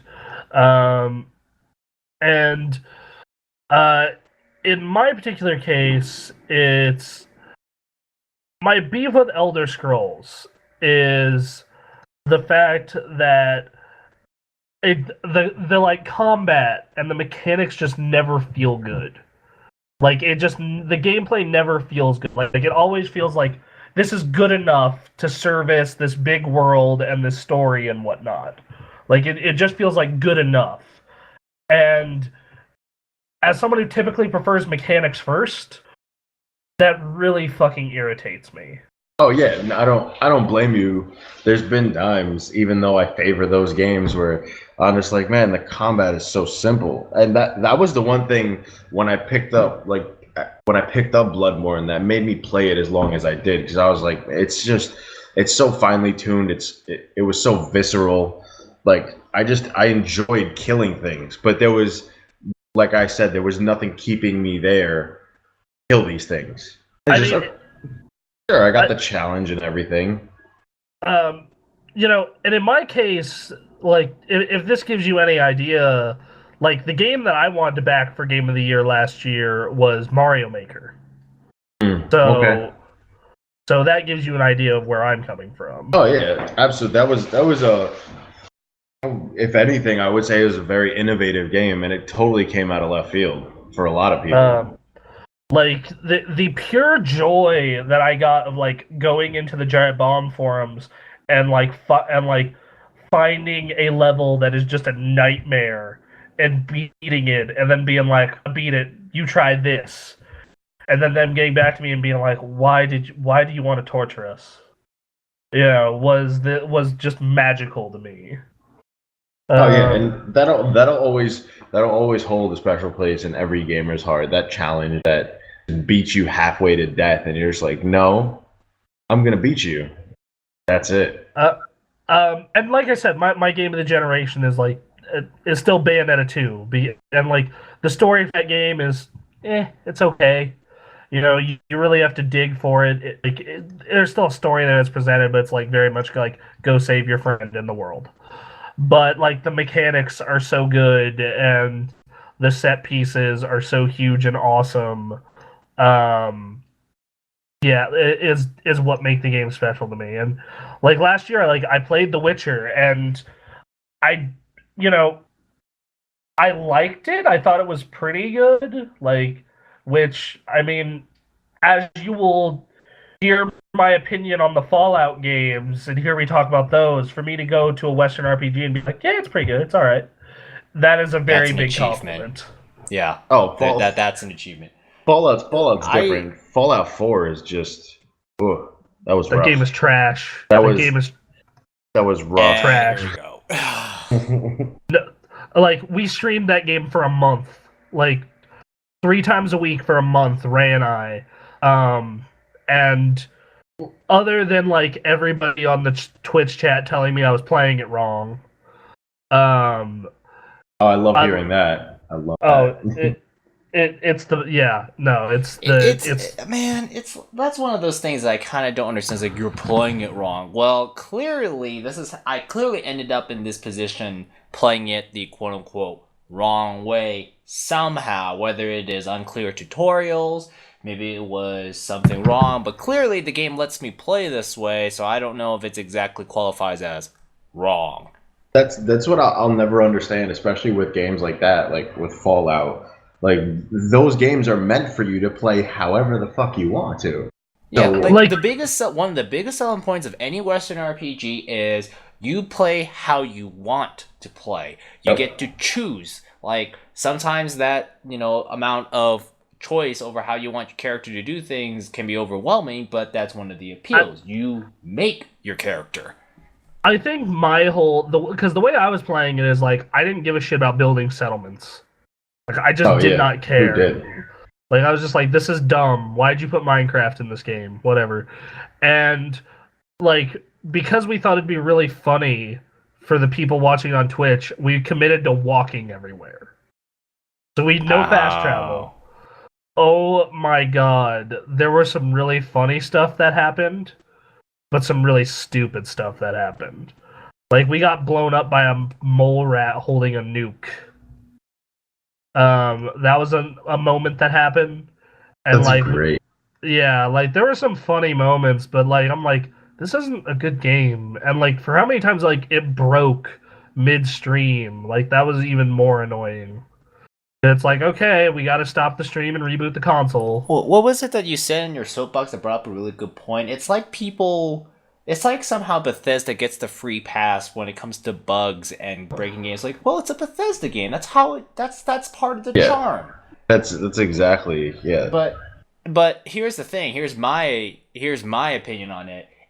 The bugs and the crashes still detract from my ability to have fun playing the game. So, Like- yeah, you could say it's a Bethesda thing. You can even go as far as to say it's a genre thing. But ooh, someone's speeding. Oh yeah. Like you could say it's a Bethesda thing. You could say it's even a genre thing because even The Witcher still has like freaking gigantic multi-page patch lists to this day. But that's still. But at the end of the day, my fun of the game was suddenly interrupted by numerous bugs. Like PS3, like Skyrim on the PS3 was notorious for this. That was the thing, like, and I'm not even saying this because I love Bethesda, but I must have gotten a copy of the game that just ran perfectly from start to finish. Well, 'Cause I mean, Probably did. I never had those problems, and when everyone was coming to me and they're like, "Oh man, how are you playing this game? It's so buggy." I'm like, besides those like retardedly long loading screens, like I had no problems, and I was like, "Wow, I must have gotten the one touched copy. Nothing You must have gotten happened the to it." special version that Bethesda actually fixed but never made it out to the public. Yeah, it was the only one. They were like, "Oh, this can't leave the studio," and they're like, "Damn, we lost it." Got out somehow. It got out somehow and ended up in some shelf. I think it's just a matter of chance, just like how Ray and I like The Witcher didn't have nearly as many, and after seeing The Witcher and like playing World of Warcraft back in the day, like releasing it, the excuse for Fallout 4 and Elder Scrolls to be like, but it's so big is like that's not valid to me anymore. The Witcher was huge, and you know what they did? They went out and put a colossal effort to fix it. Hairworks, as gimmicky as that thing was, Hairworks didn't work properly. Well, guess what? They worked their butt off, and it was fixed within a month or two. Yeah, they got like all the bugs fixed. Whereas Bethesda just kind of fixes the absolute top priority main story quest breaking stuff and various other things, but then they just drop support after a while and just leaves it to the mod community to fix everything else. Yeah, I'm not joking. The unofficial Elder Scrolls Oblivion patch, when I looked it up on the PC, fixed like 22,000 object placement errors and maybe about 12,000 bugs. That is colossal. Oh yeah, And well this that is was done by a guy who's doing this on his spare time and isn't even paid by Bethesda to do this. Oh yeah, the Oblivion first off was one of the worst Elder Scrolls games in my opinion. That's a topic for another day though, but they've always had their issues, and even as a Bethesda diehard fan, like I can't wait to play every single one of their games. That whole it's Bethesda, their games always come with bugs. And but then why does Bethesda get to do that, but not Dragon Age or The Witcher or Mass Effect or any Well, of like- the other games. Because Like, it's because just, the like, it was strange. because their games, like, for as long as we can remember, they've always made these. I wouldn't necessarily like masterpieces, but they're quality experiences. There's something that, like, at some point, like, one game or another can point back to a Bethesda game and be like, man, I remember playing this game and this part of this game at this time, and oh, it was amazing. That's why, and it shouldn't be that way, but Like it is. the thing is though is like if fucking Nintendo or like one of my favorite developers is Blizzard. Like I love Blizzard. Like everything on the Battle.net launcher I have played through and loved. Right? You know, Overwatch, Heroes, Hearthstone, Diablo, StarCraft, Warcraft. If like they released a game in the state that was like Fallout 4 or the PS3 version of Skyrim, it would just get raked over the coals. Absolutely. Just destroyed. Like people bitched and moaned that one character in Overwatch was broken. Like I couldn't even imagine if that game had like, you know, Bethesda level bugs. And like as technology progresses, it's no longer okay. Like it's just not okay when you think anymore. about the amount of money, like the thing is that in order to be a developer at Bethesda or any game for that matter, it's not like in the old days where, you know, it was like, you know, games were, I mean, shit, like Pokemon Red and Blue ran on an 8-bit processor. You know what's the most amount of memory an 8-bit processor can read without having to use like special extensions or whatever? 16 kilobytes. So can you imagine the amount of code? Like, probably not many lines of code ran the Pokemon game. Whereas nowadays, it's like, to be like a top-end game developer, if you are not using an already made game engine like Unity or Unreal, freaking, you have to hire like really like people who know DirectX, people who know Vulkan, people who know, you know, UI interfaces. Like, games have gotten extremely complex, so you need like highly skilled people, and their highly skilled people put out products that, in addition to, you know, people complaining that they're missing content on that stuff, is not functioning properly. The thing about Bethesda with Fallout 4 in particular that's so irritating is they're just using the same engine again. And like for this same engine that's been around since Oblivion, and for them to like not solve any of these massive issues is so disgusting. I don't know if it has something to do with their development team size, but, you know, I just kind of felt like it says something when the modding community does a better job than your highly paid programmers that had 4 years working full-time doing this. Oh, yeah. Because the modding, like I said, like I think of the unofficial, the Oblivion patch, and then I look at all these mods they made for Skyrim and all these texture packs and sound things, and I'm just like, and, you know, those mods probably don't have bugs that break either. They probably do, but in that, at least in that case, you could say, well, they're a bunch of, you know, it's a hobbyist thing. Oh yeah, that's why I'm partially scared for the Skyrim remaster, because the Skyrim remaster is funny because when I watched that video on the TV that they had at the Bethesda setup, it was like new HD textures and stuff, and I'm saying that, I'm like, didn't the PC modding community do this already? Yes. Oh, it was kind of funny. It was a little funny just watching that. Absolutely, but they haven't brought it to console, which was inevitable They for them to because do. on the PS3 would completely make it unplayable. All right, guys. Well, but, you know, you've I've been said playing this many times. If they took the gameplay of Skyrim and put it in the world of Oblivion, I'm sold completely. So you've been playing The Witcher though. Witcher 3. Yes. Is it Yes. the DLC? I'm guessing. Actually, since I just got back to it, like, I want to say a little over a month ago, I actually just beat the game last night, and because I've had my fair share of do a story mission, then jump off, hunt some monsters, then play some Gwent, and I've been jumping around. So when I finally did that last mission last night, it was a breathtaking experience.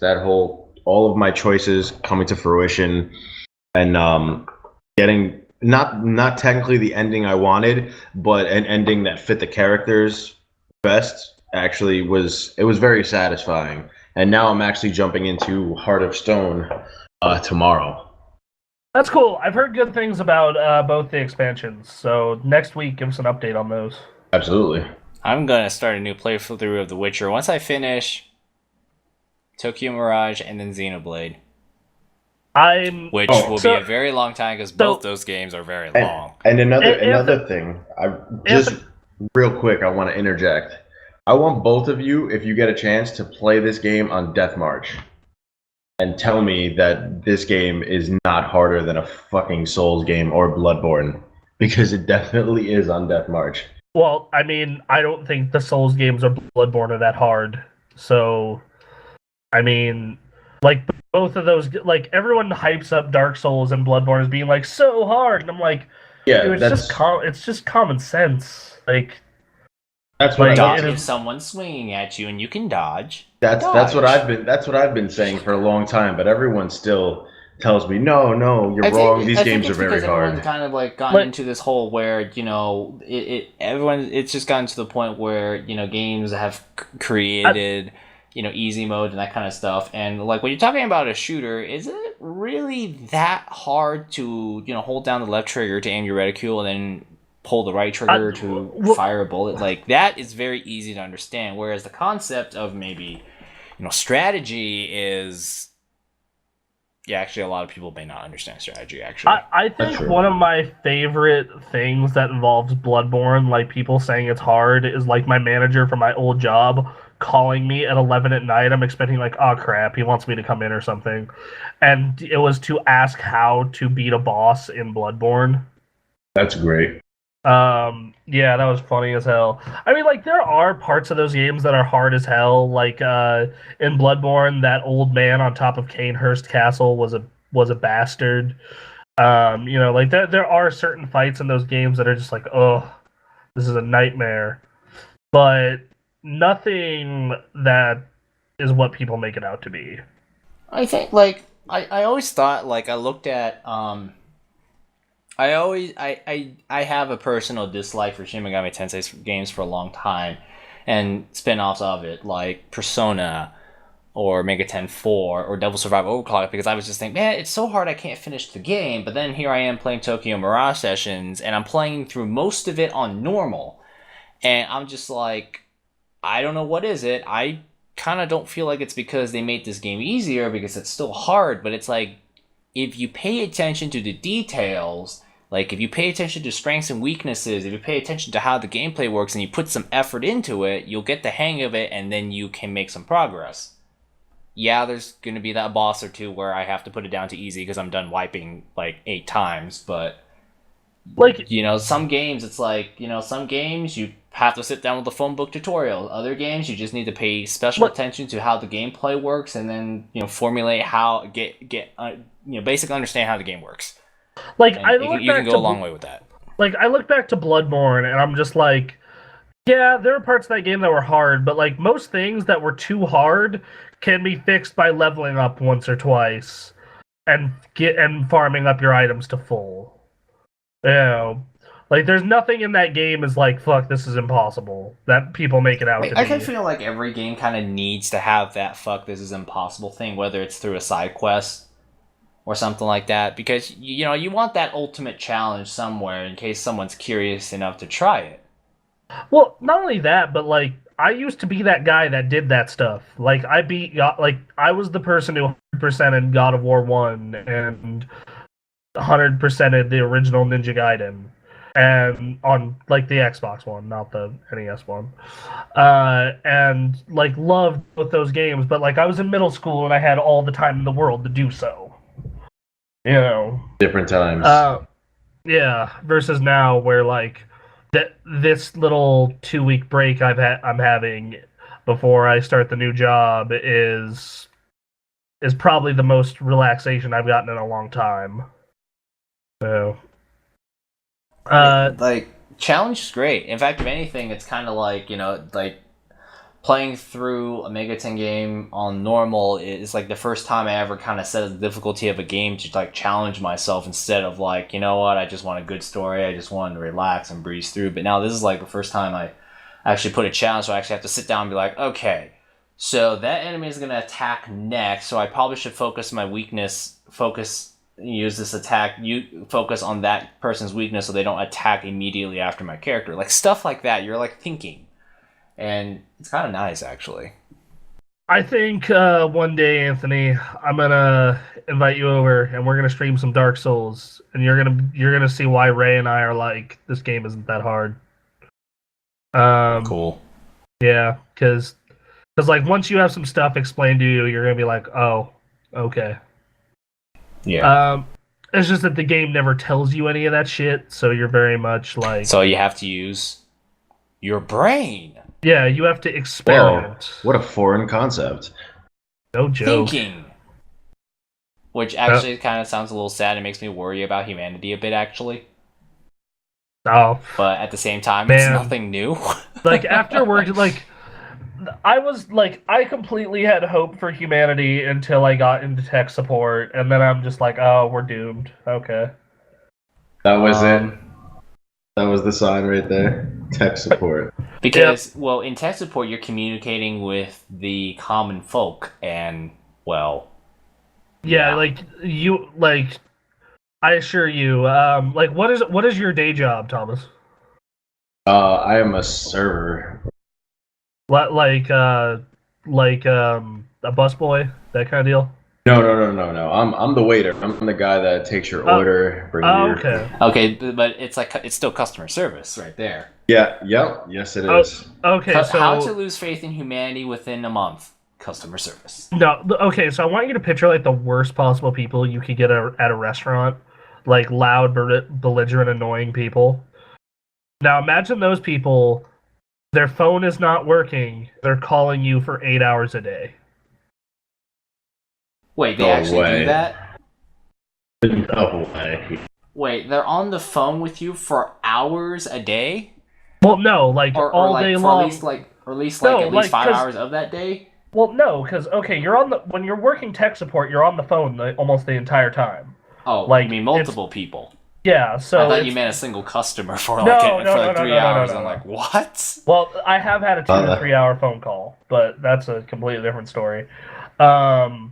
But no, like it's just like 20 minutes of someone being a jerk, and then on and on and on and on and on and on and on. Break, on, lunch, on, break, and then there you go. Mine's kind of like that, except you're face to face with the person. You can't really escape them anyway. Yeah, see, the thing is though, when they're face to face with you, half the time they don't have like the fucking guts to say some of the shit they say over the phone. Yeah, because everyone can look at them and be like, know their face and be like, wow, that guy over there. Yeah, there's kind of a bit of some public shaming going on when you do something like that in public. Whereas over the phone, or even worse, the internet, where they don't know your face, they just probably know your name at best, and the fact that you're not like putting the phone call on speakerphone for the entire break room to laugh at the guy. Yeah, they kind of have the ability to do that, and it sucks. Yeah, like I like just reading internet comments sometimes gives me an idea of what some of those customers do it over the phone, because like stuff like, oh, this car had some squeaky thing, I can't believe it, this is an endangerment to the citizens of this country and my family, I'll never buy a product from this company ever again. And people do say that, and I'm just like, whoa, that's extreme. I understand the concern for safety and all that kind of stuff, but oh my goodness. My trick that'll work to calm down, I'd say half of the people, is like, oh sure, I can, sir or madam, I can definitely help you with that. I'm gonna have to put you on hold for a minute, and then you just put them on hold and let them be pissed off for however long it takes. You basically put them in timeout, essentially. Yeah, basically. That's great. Yeah, that was. Yeah, my new gig is customer service for insurance. So I'm assuming that's less bad, I hope. I'm You would gonna have to hope. ask you. I'm gonna have to ask you one day, like privately in the future, which division of insurance, because it would be really funny if you were somehow on claims and you'd be like, "No, sir, your claim's denied." Like no one wants to hear that over the phone. Like, what? It's like you got a car accident and you have this medical bill for, like, you have to go to the chiropractor because the collision was kind of bad, and then next thing you know, your claim got denied. Thankfully, I am starting out in basic customer service and renewals. Okay, cool. So easy So easy stuff, and then once I become a licensed agent is when shit gets real. Shit gets real, yo. It gets real. Yeah. But yeah, customers. Yeah. Anyway, we got some news stories that we need to get to. Yeah, we need to do that. Probably at some point. Yeah, at some point. First news story: Skyrim remastered. Got some bad news for the folks who played a ton of it on the 360 or PS3. You will not be able to bring your save game over. Meanwhile, on the PC, it's the same save file you've been using since the game came out.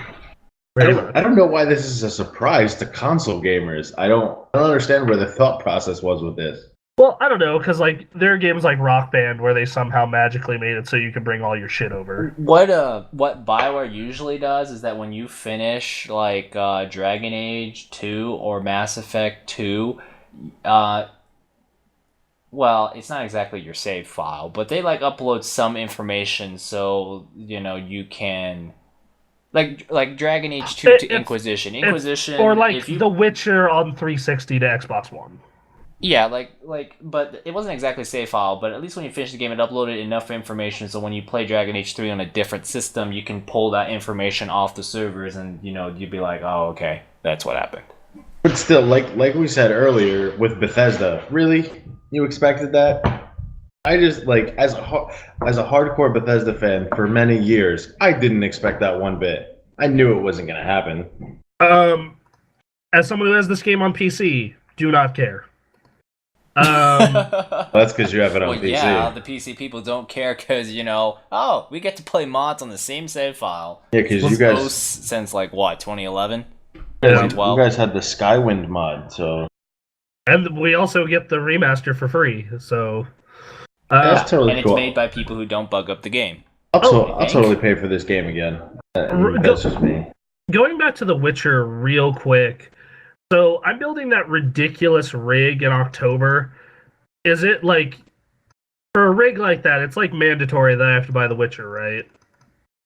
Not really. The game's old enough now that you don't have to.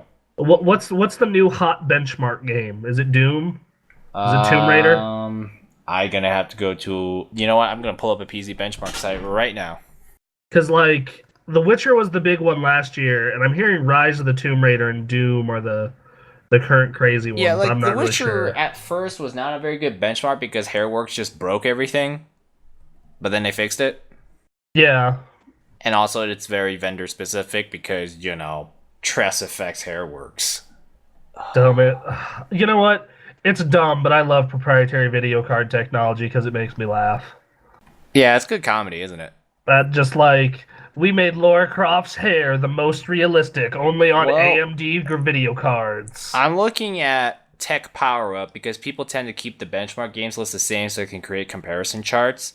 Mm-hmm. You got WoW, The Witcher 3, Rise of the Tomb Raider, Rainbow Six Siege, Just Cause, Hitman, Grand Theft Auto 5, Fallout 4, Crysis 3, basically the big AAA stuff with big graphics behind it. I'd be down to play through Rise of the Tomb Raider again. Alright. Yeah, Grand Theft Auto 5 apparently surprisingly well optimized. Oh, no, dude. Battlefield's always a big one. Yeah, Battlefield 1's coming out right around then, so I'm gonna be... Batman... Why did they put Batman Arkham Knight on this list? Because if you can run it, you obviously have a ridiculous PC. You can run anything. But yeah, that's kind of like the standard benchmarking list. It's like how Nick brute forced that game to run correctly because he had 2 980 Ti's, so he just said fucking work. But yeah, that's kind of like the standard benchmarking list. It's like how Nick brute forced that game to run correctly because he had 2 980 Ti's, so he just said fucking work. But yeah, that's kind of like the standard benchmarking list. It's like how Nick brute forced that game to run correctly because he had 2 980 Ti's, so he just said fucking work. Yeah. But there you go. Yeah, it doesn't have to be The Witcher. Basically, like any like big AAA PC game like GTA 5, Battlefield, Rise of the Tomb Raider. Because like Overwatch, if I'm willing to play it at 900p, my current rig maxes it. Yeah, Blizzard games don't normally get on a benchmarking list because, World of Warcraft is an old engine. Well, it actually still is a benchmarking game because it's still very popular. Because it's a popular game, yeah. It's like how League is on benchmark. You don't want to use a MOBA because MOBAs are designed to run on toasters. So, like the game I'm looking into for it is Doom. Like that's Doom. Yeah, I guess you could do Doom. Yeah. Anyway, speaking of PC gaming, Nvidia now just completely taking all the wind out of AMD's sails. You can't say that yet because there's no benchmark lists for it yet. That's just marketing bullshit. Well, supposedly... I wouldn't call it marketing bullshit, but it's marketing so far. Whether it's bullshit or not will be determined later. Yeah, well, supposedly at least took the wind out of AMD's sails. As everyone knows, the RX 480, it's a $200 video card with the performance of a 970, in some cases a little better. The new driver they just put out fixes the power issue. And it's the hot new discount video card. Like if you are looking for a $200, $250 video card, like that is the one. But of course, Nvidia being Nvidia, having all the money and time and engineers in the world, came out and said the 1060 is coming July 19th. It's $250, and it is the equivalent of a GTX 980. The thing is, though, is that there's some marketing BS behind that. Am I gonna say the 1060 is bad? No, by any means, no. Nvidia, they're kind of like a symbol of the power of Master Race, along with Intel for a reason. But they said that a GeForce 1070 would be faster than a Titan X. It mostly wasn't, actually. It's comparable, though. But it wasn't faster like they said. And the other thing, too, is that when you're talking about... And the thing is, there's no benchmarking numbers for this yet. And here's the thing, too. It's like taking the wind out of this 480. The thing is, I'm sitting here and I'm like, was anybody really surprised? They threw out the 1080. They threw out the 1070 literally weeks later. Of course the 1060 is going to come. Of course NVIDIA is going to price it. Of course NVIDIA has the edge as far as, their dominance in the discrete PC graphics market. Of course. Who would be surprised? Of course NVIDIA would try and take the wind out of the 480 while the 480 was still trying to, say that they're the best bang for the buck you can possibly get in graphics cards right now. They would still do it. And of course NVIDIA is going to have all the money in engineering to try and take the wind out of the 480 and crush AMD. What I was saying with it, though, is... I've been paying attention to the benchmarks for the 1080 because that's the one I'm looking into getting this upcoming October, and the 1070, and the 1080 versus dual 980s. Some games favor the 1080, some games favor the dual 980s, depending on how well they support SLI. So and same thing with the 1070. Like some games does better than Titan, some does worse, definitely consumes less power. So I think that the 1060 will be at least somewhat comparable to a 980. I don't know about you, but everyone keeps going back to this point, and I agree with these people at this point, because if AMD gets crushed out of the market for good, it's going to be like, well, does NVIDIA have any reason to improve? Because they're the only solution now. What are you going to do? Say that Intel Iris Pro Graphics is going to be your next solution? No. I mean, it's already at that point. Do you know anyone who's running an AMD card?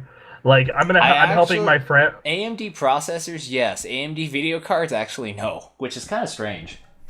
It's I know a surprising number of people who use AMD, using those disappointing AMD FX chips, and somehow they're totally okay and happy with it. But I actually don't know a single person who uses an AMD graphics card, and I can see why, because NVIDIA has 85% of the market now or something.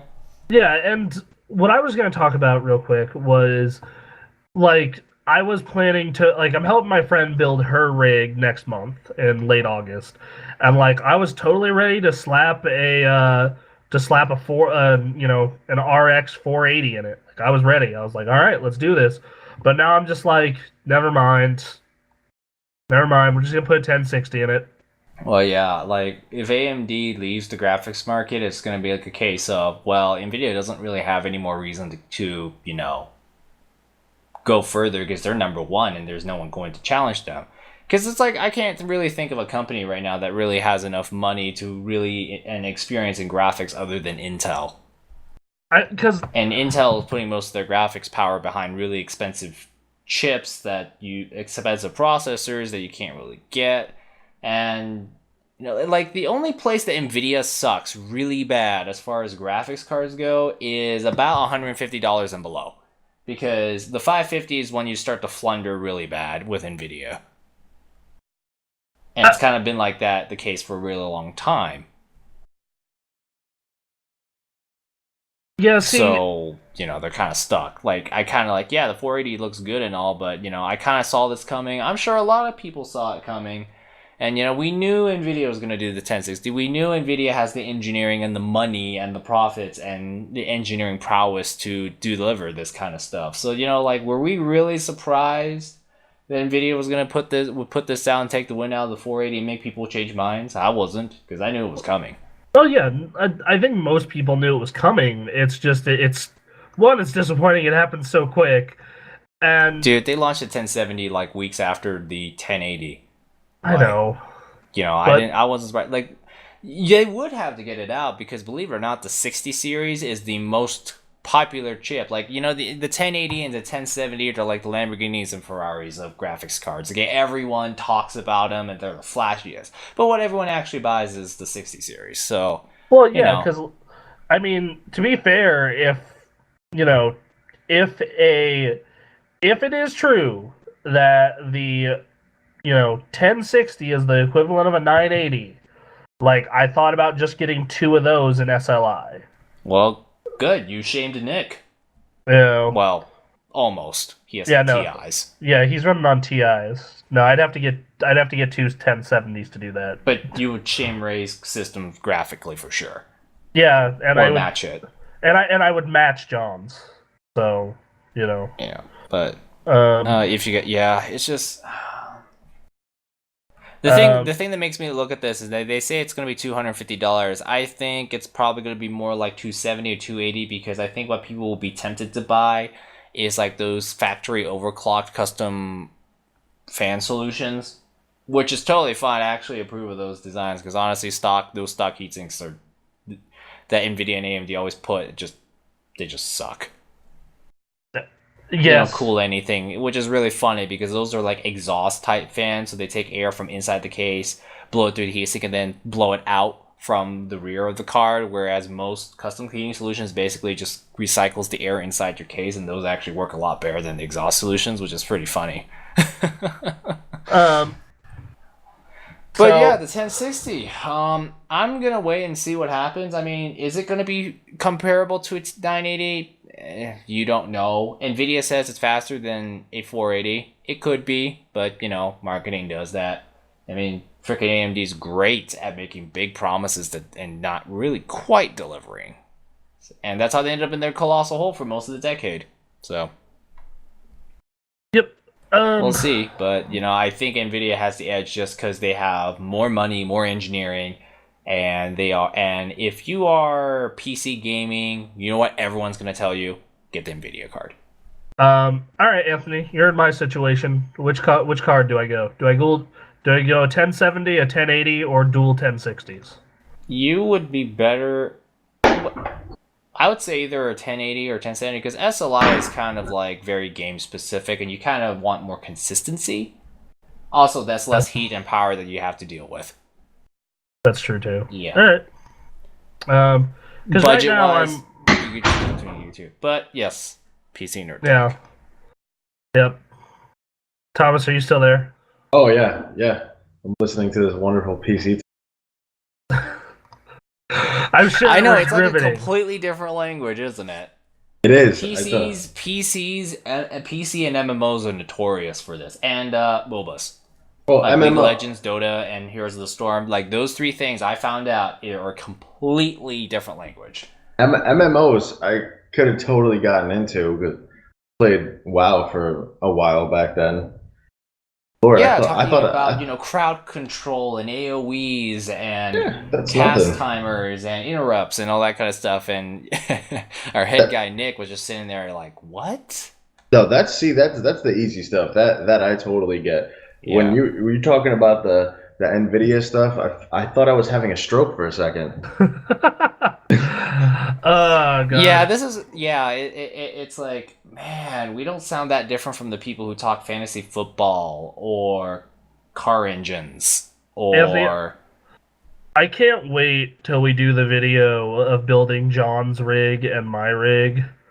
Cause that dude, that oh man, when I did John's rig, I actually had to dumb it down for him to understand what's going into his computer. okay, so Like, what did you tell him? I'm curious. well, I mean, I was like, oh, I forgot what he asked me about which one of the parts, and I think he asked me about the motherboard, and I was like, he asked me about one of the parts, he didn't know what it did at all, and I had to dumb it down, but it's really easy sometimes, because it's like, the motherboard, the CPU is the brain, right? The motherboard is the central nervous system. Which Yeah. actually is a very good analogy, because everything goes through the motherboard. It's a fantastic analogy. Which means if your motherboard goes kaput, your whole computer goes with it too. Well, as far as functionality goes. I'm totally feeling real good about this budget motherboard I'm looking at. Yep, but we'll figure that out. So yeah, computers. So what's next? All right. Oh, Next. and the other reason why you would go for NVIDIA cards, better drivers. AMD has not really been that great with their drivers. Oh, Their drivers and, are usually hit miss. and the AMD version of Shadowplay, I'm bringing its name, is even worse than Shadowplay, and Shadowplay is kind of garbage. Well, that's because with Shadowplay, like that's the game recording software, right? Yeah. Yeah, that's because AMD contracted another company to do it, whereas NVIDIA did it in-house. Yeah, let me tell you, Shadowplay, they put out a driver update like at the end of last year, and it has been just completely fucked for me. Like half the time it works. You know what that means? They're gonna try and sell you. It's like, well, since you're having a problem, maybe you should buy our new product since it's optimized for our new product. I know that's the reason. Like I know that it's because I'm on a 765M. It's like you're on old stuff, but if you want the best performance, you should get the new one. And I'm just like, really? Yeah, that's brilliant. It's like, chill, guys. I'm gonna get a 1070 later in the year. All right. Moving forward, we got some talk about Project Scorpio. Right, So- that new Xbox game console that they hope to be the most powerful game console by the time it comes out next year. The rumor of its performance is it's going to be roughly around the area of a 1070. If you're looking at PC GPUs. Okay. And supposedly a rumor's going around where they're going to have trade-in programs where where you'll go to GameStop or Best Buy and they'll give you extra money for trading up from an Xbox One or an Xbox One S to a Scorpio. So GameStop will give you like $12. Actually, 14 if you have a Pro card. Oh, I'm sorry, I forgot about the Pro card. No, but really, they actually give you decent credit as long as you like jump on it. The problem is that I probably would do it with my Xbox One if it weren't for the fact that it's limited edition Forza 1. Because I like that paint. I like that color and color scheme on that Xbox One too much. As long as it works with the Kinect, I actually might do this. It probably would. Oh, actually, you know what? I don't know because like freaking, they haven't really said anything about Kinect for years. Yeah, they kind of amputated the Kinect from Xbox a while ago. I mainly want it for Dance Central. That's why I keep it. That's a very small audience. It's like Wow. the two things I've only really seen it practically used for is dancing games and voice commands. Hi, Cortana. It's good to know that, my Microsoft voice search assistant has the nicest voice, but somehow has gone completely bonkers in Halo 5. That's a comforting thought. Foreshadowing. And oh yeah, and also this Cortana needs to know everything about me to use it on Windows 10. Are you kidding me? Um, I don't know. Maybe there Does is too anyone much here of have a an correlation Xbox right One there. that might trade up to a Scorpio? Eh, It it Well, if it is the same size as an Xbox One S, yeah, that's one reason right there. The size. it like If it it, is as bulky as the current Xbox One, no. I have. I have my TV that I will hook consoles to is a 1080p set, so I really don't have a reason for this or the S or the Neo whenever it comes around. Um, I may hop on a 4K monitor if there's a really cheap one during Black Friday. Um, so uh, yeah, I don't. If there's like so in my case, like for my consoles at least, I'm not really interested in 4K, and that's pretty much what they said these are offering. Yeah, they're trying to bridge that gap, I guess, between the I consoles and think the in about. PCs. I think that in about 2 years, I think it would be safe to say that the step up to 4K will finally be worth it. Yeah, Two absolutely. years. So That the seems Xbox One reasonable. coming right at the end of 2017. Sorry, the Xbox Scorpio, I should say, coming towards the end of 2017 may be good timing because that's when 4K will finally have matured and built up itself enough of a library to be worth it. And in my case, what I'll do is I'll just buy a second 1080 and be like, all right, I'm good. You know? Yeah, there you go. See? So, yeah. Yeah, I think Microsoft doing it at the end of 2017 is a probably good thing. Yeah, To play games. that's definitely good timing for them. Yeah. That's probably the other reason Sony backed off of showing the Neo. Totally. I think that thing's not as powerful as what they're saying about Scorpio. That's I absolutely think why they they. You backed think up. so? Well, I think they did their traditional Sony thing of letting Xbox talk first, come around to smack them in the mouth later. I mm, I don't like. I thought both press conferences were really good. I thought Sony's was slightly better just because it had more of a focus on games. But I do think part of it, and the rumors do back this up of how these things are spec'd, is that the Neo is supposedly not as powerful. the Neo So was designed to be a bump up. It's not like with the Microsoft system where it was designed to be the step forward. whereas like Right. this is 4K. This is for 4K. Like this is not meant to be like up-res 4K It's like Neo. 4K This is in VR. native. This It's is native 4K. The PlayStation Neo is like this is VR. This is for VR. I mean, This is according to Exactly, yeah. quote from one of the higher ups, they said, well, it's designed because of PlayStation VR because the current PS4 system isn't really that powerful. And you know what? VR takes a lot of energy to run. The fact that Nvidia says that you need at least like a $200 and like a $300 graphics card currently to run VR kind of says a lot with how much power it takes to do these things I actually and saw not it. look like garbage. Like I actually saw a 980 on Newegg the other day for $270 on sale, and Yeah. I was just like, damn. Um, Well, everyone's trying to get a 1080, so so just liquidate the hell out of the 9 series. Um, yeah.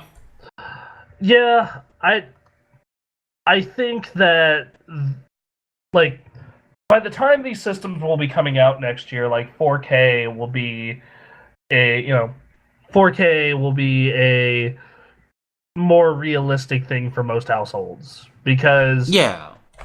because like I was TV shopping this past year because my TV was from 2008,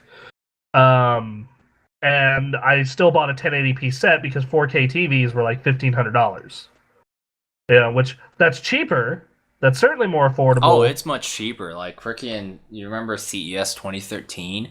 13 grand for a 4K TV. Oh, yeah. But, you know, obviously all new tech is always going to be expensive, and, you know, 3D TVs weren't exactly working out, so 4K is the future.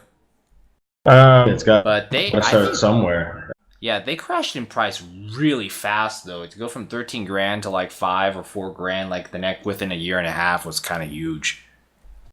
Probably because everyone was perfectly content with their TVs and just didn't want to buy a new TV, especially when you're camping out in the recession. Exactly. It was the combination of the tech getting better and cheaper, and the demand pretty much plummeting from where they started out. Like, I bought my Sony 55-inch this year for $800, so I'm going to look up the 4K equivalent to that. Let's see. 4K equivalent. Here we go. So the 4K equivalent to my TV is $1,300. Which, my thing is, like, once you hit grand or less, that's when, like, you're mass market for big screen TVs. So that's when you're like, hey, you're ready for prime time. Like the average consumer and the lower end consumer can afford you. And if you think about it, it's still not. That's not even a huge price jump either. I don't think that's that much of a price jump. What they're saying 4K is like, if it's such a huge leap, then it's that's the thing though. Like, I don't think 4K is that big of a leap. Like, no, it's not. We got to see 4K at this Microsoft event. Like, we got to see Tomb Raider and Gears and all these games running in 4K. And it was a lot sharper. I will say that. It was sharper, but the amount of money and performance you have to invest in to reach that point wasn't, to me, it wasn't quite worth it yet. Like, the fact to just get 4K running, I have to spend $500 to $900 in video cards. That's a hard pill to swallow. Just to get it running, to get it to run well, like the way Nick does, like that was $1,200, right? Granted, he got one of those video cards free. Yeah. You know, like, because he's running two 980 Ti's and paid MSRP for them, so those were $600 each. Granted, he sold all his old stuff, so he probably didn't end up paying that much out of pocket. But yeah, I also think. I also think another reason why 4K TVs crash in price so much is that the competition among people who manufacture those TVs is extremely fierce. It's like cell phones, which is fantastic because then you get people that are you get the companies that are at each other's throats, and then you get the best deal in the end. Right, because like Vizio is not a bad. It's like, you know, Samsung. It's like Android among Android phones. Android phones are like. Maybe not the best example, but Android phones are trying so desperately to take down Apple that they're doing everything they can, offering the best deals. And you know what? Android's a lot better than it used to be.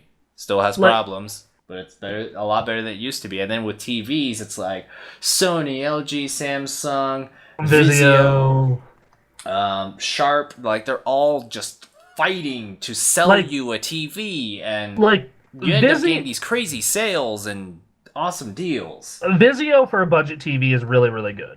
Oh, yeah. And right now, their 55-inch set is $950. So, I mean, it's starting to get to that mass market price. It's just I don't think it's going to be as adopted as quickly as HD, just because the jump is noticeable. But, like, when I saw HD for the first time on my 360, like, I absolutely had to run out and go buy an HD set. I was like, this is the fucking future.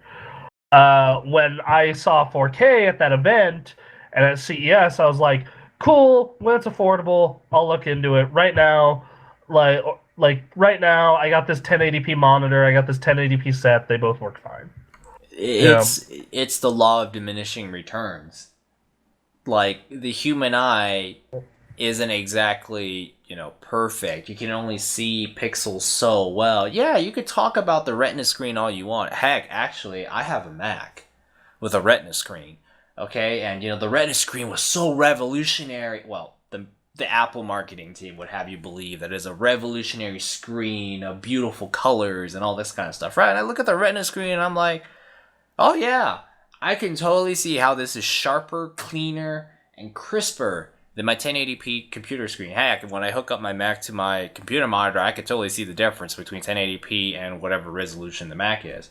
However, I wasn't exactly like going to go out and tell people you have to get the Retina screen because it's that amazing. Because I use my computer still. I use 1080p still, and it's like a freaking regular, boring business monitor. And that's the thing too. I think I've reached the point where I've realized pixel count probably is not the most important thing. Maybe color quality and image processing is more important. I mean, that's a big portion of why because they keep saying 4K will bring out more vibrant colors, but I'm just like, but I've seen 1080p TVs do vibrant colors very well too.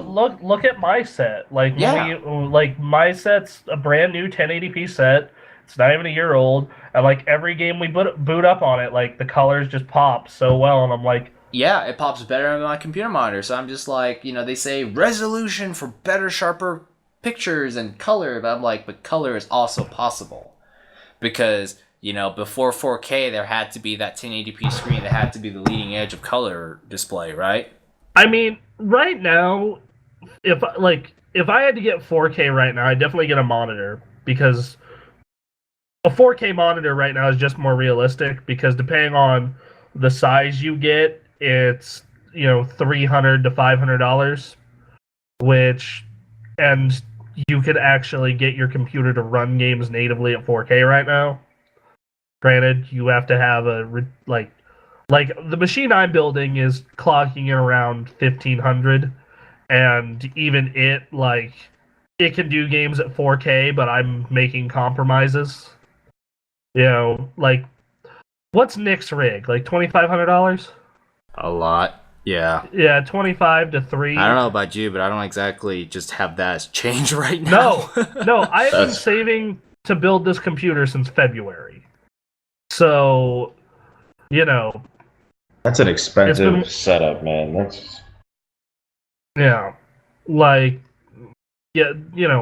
Nick's day job is very, very good. Versus. And you look over at the prices, and not much media supports 4K outside of PC games. And even a lot of PC games don't support it. So that's why it's still such a I wouldn't say necessarily super far off, but it's not coming around relatively soon. 4K game, true 4K game, console space. Like, our boss fucking loves it. Like, our boss Nick is a huge 4K gamer. Like, he totally supports it and backs it, and that's all well and good. Like, it's fine. 4K is, it is an improvement. But, the price he paid to do it and how much he hypes it up, I'm just like, dude, it's... in all honesty, looking at Ray's rig and seeing 144 hertz gaming, I'd rather have that. I think Nick is guys, you have to have the proper TV. I'm like, so in addition to the computer, I have to get a proper TV also. I think this is too expensive. I'm sorry. Yeah, to me, it's gonna look just like, what Nvidia's trying to do with their display booths, what Best Buy's doing at their TV demo stations. It's basically the setup, what those cooking shows do. Basically, the cooking shows, they show you food that looks so amazing, and then you realize what they bake their food in is this really expensive oven that you clearly don't have in your kitchen. So your food won't look amazing because your oven's clearly inferior. You're gonna be like, oh, this looks like shit. What I do wrong? That's a realization I realized was man, your baked food will never look as good as the one on TV because your oven just didn't cost $10,000. Instead, it was just some portable unit that you bought at a local store. Yeah, it's like how people were technically HD gaming in 03, 04, how some PC games supported that. 1024 by 768 resolution was knocking it out. Yeah, that's where we are now. Is where you can technically do it and it looks really good, but the jump just isn't. It isn't what? To build a 4K rig, you could probably spend, we'll say 25, to get a capable I'm gonna say if you just go a monitor, you don't go a television, you go a 4K monitor, it's $500.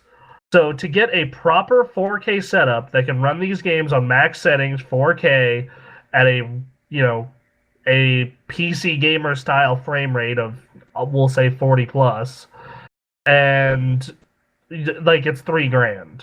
Oh, but to have the true ultimate experience, you need to get a monitor that supports G-Sync or whatever that thing NVIDIA No, has. that's why I said 500 and not three. Oh, Because yeah, gotcha. That's exactly why I said that. Gotcha.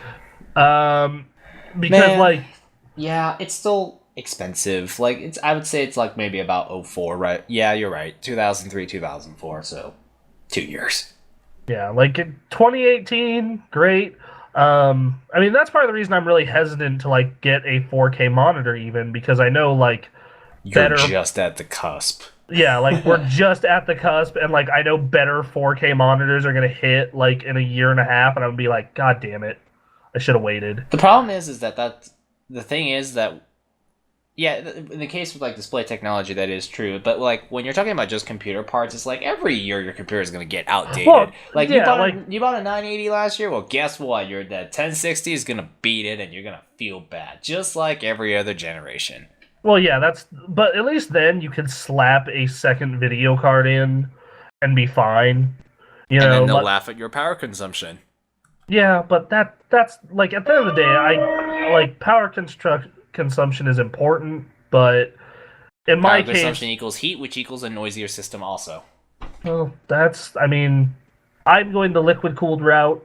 That's and me. if you're gonna liquid cool your GPUs along with your CPUs, you better have lots of fan slots or a custom reservoir solution. That's the annoying So part. basically, the hassle. Yeah, like So yeah, but it happens every generation. Like freaking the CPU in my system is gonna like reach like what 4 or 5 years of age by now. and it's still My running motherboard fine. is like ancient because it came from the beginning of the decade. Like I know Ray's computer is it's a 3770K and he games at 1080p and the reason he does it even though his monitor can go to 1440 and his rig can obviously support it is when when he was like, hey, what do you think I should go with between 1440 or 144 hertz?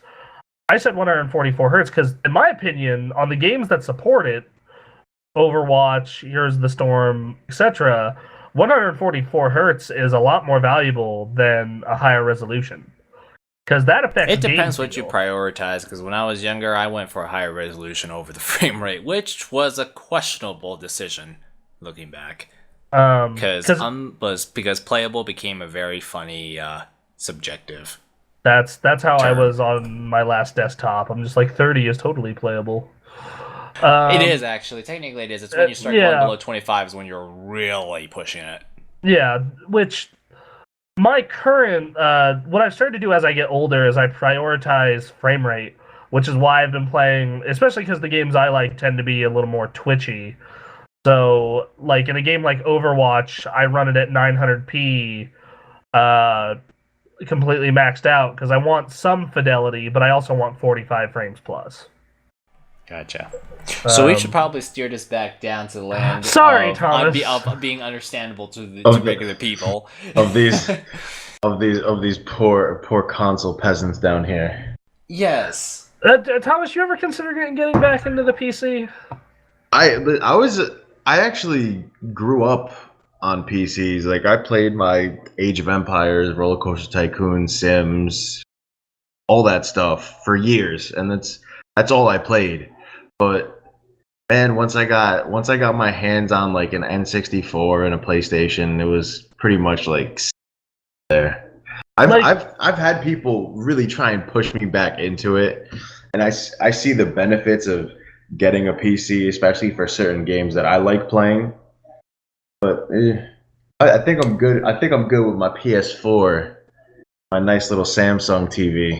I think like I always look at PCs and game consoles, and I thought, you know what, some people just don't have the expertise or the time or just or the the want. energy to sit down and learn how to build a system. We could like talk all we want about how building a computer today is as Legos as ever.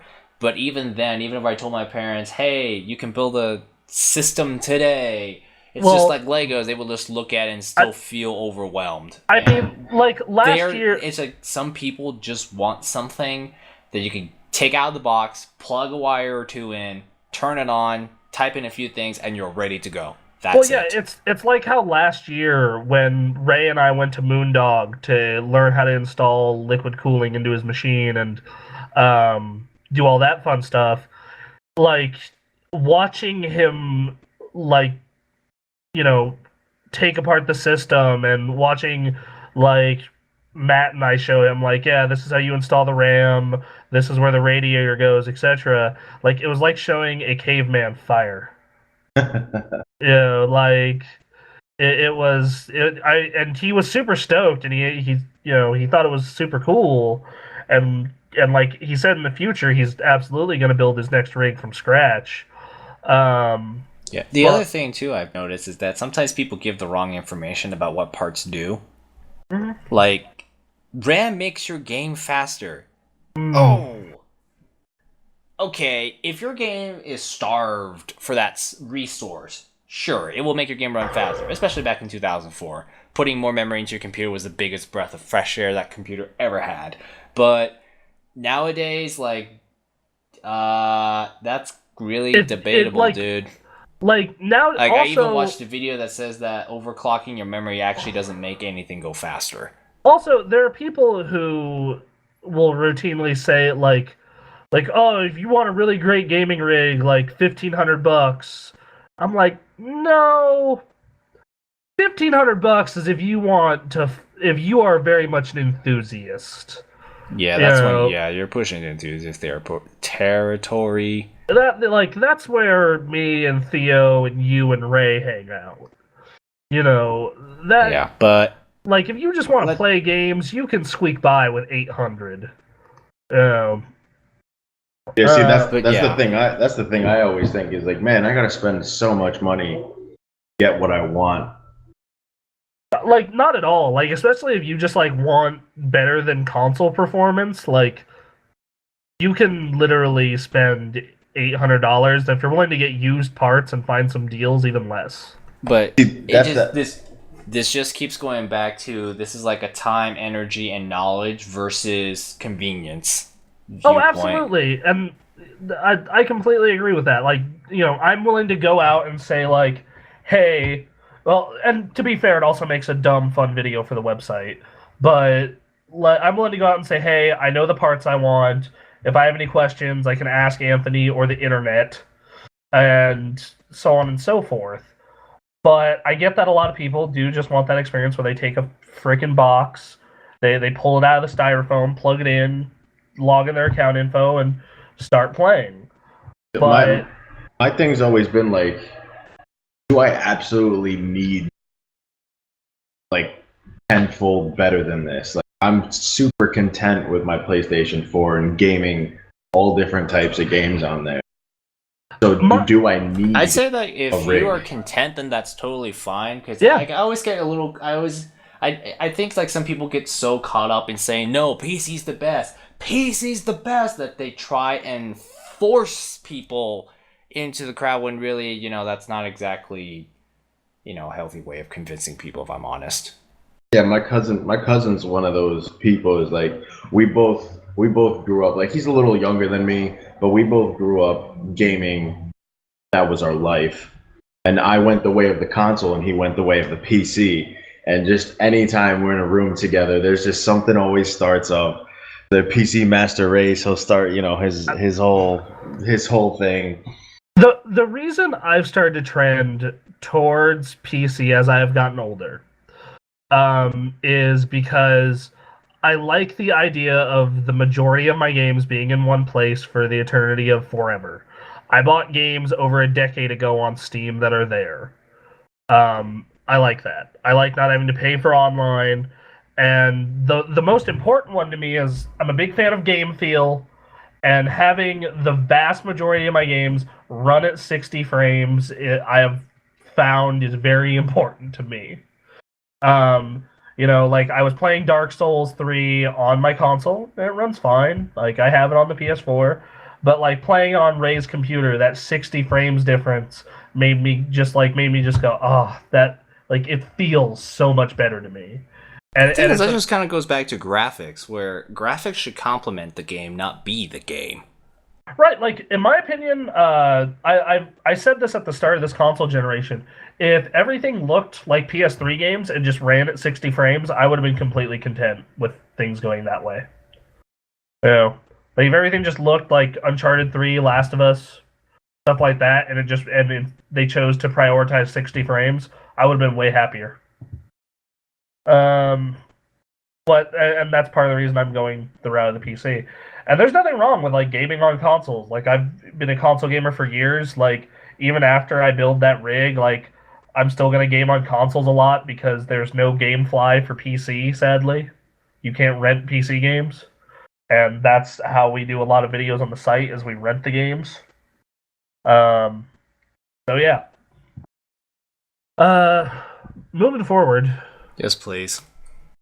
Anthony's just like, I want to go to bed. No, it's Uh, just like, how long have we been on this topic? Uh, PC so Master Race. Halo PC. I like PC gaming, but I'm not going to be that fanatical about it. Sorry, guys. Um, Sorry, Yeah. Internet. Sorry, the Escapist Forum. I mean, yeah, sorry, guys. I may like cars, but I'm not going to swear an oath to the name of Corvette, okay? So Evolve has gone free to play on the PC. Uh, so they're redoing the perk system and all that stuff because they're at the point where like only 200 people a day were playing Evolve altogether. So the way they're doing it is they're making the game free to play, and they're making it so you'll be able to earn all content in the game through the free to play system. So they're doing free to play correctly, and they're also optimizing it to run better on lower end PCs. Cool.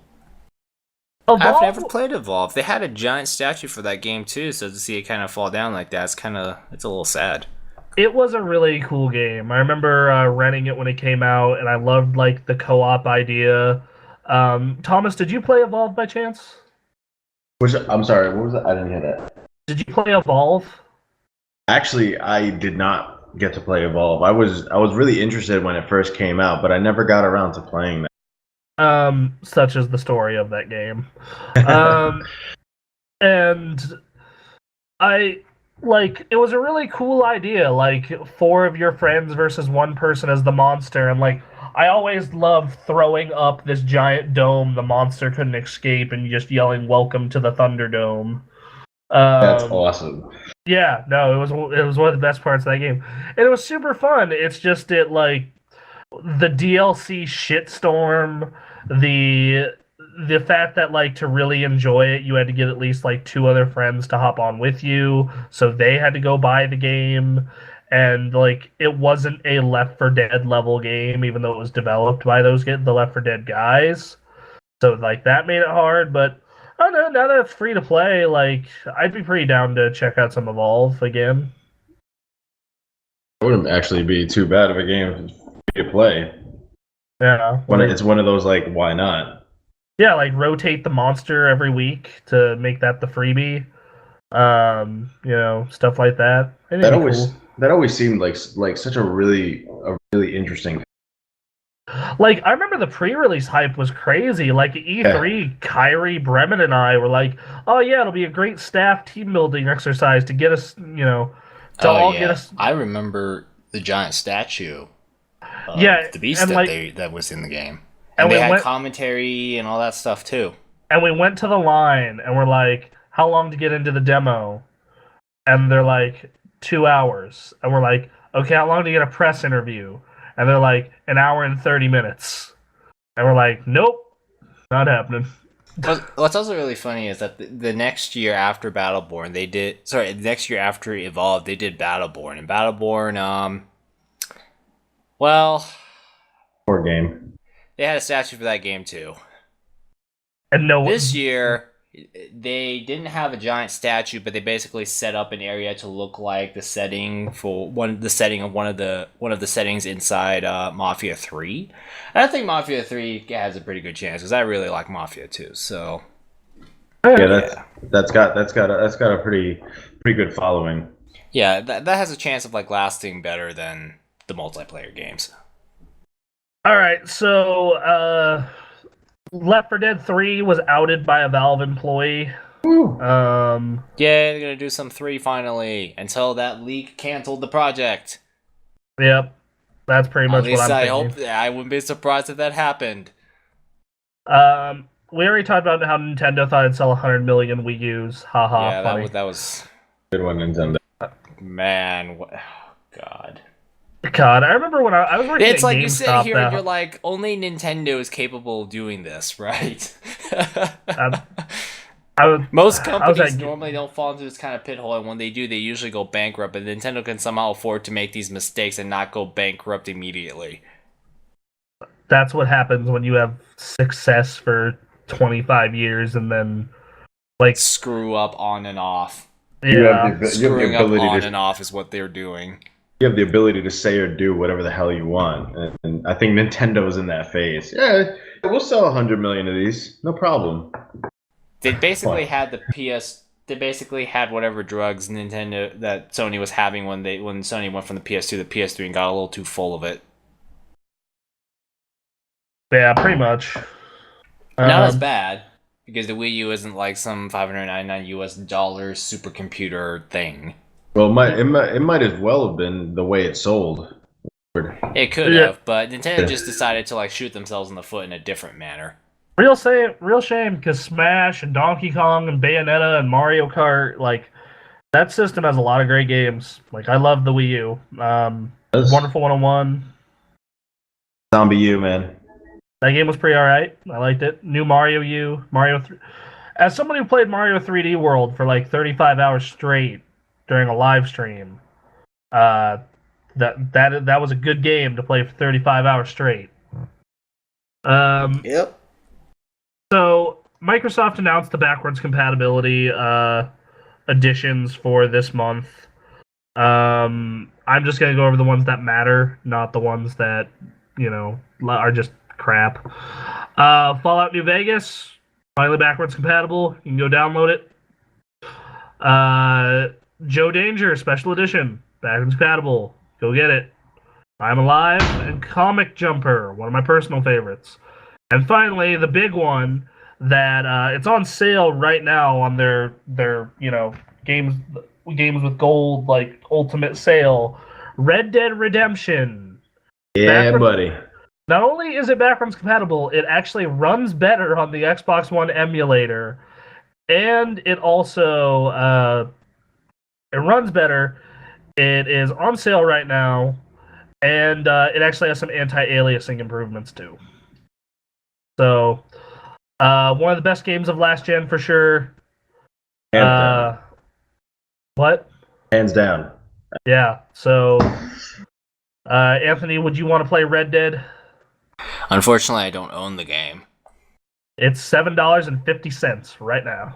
Ooh. You haven't played Red Dead? Oh, I've played it, but I borrowed the disc from a friend. So I've played it, I finished it, I know how great it is, it's just I don't own it.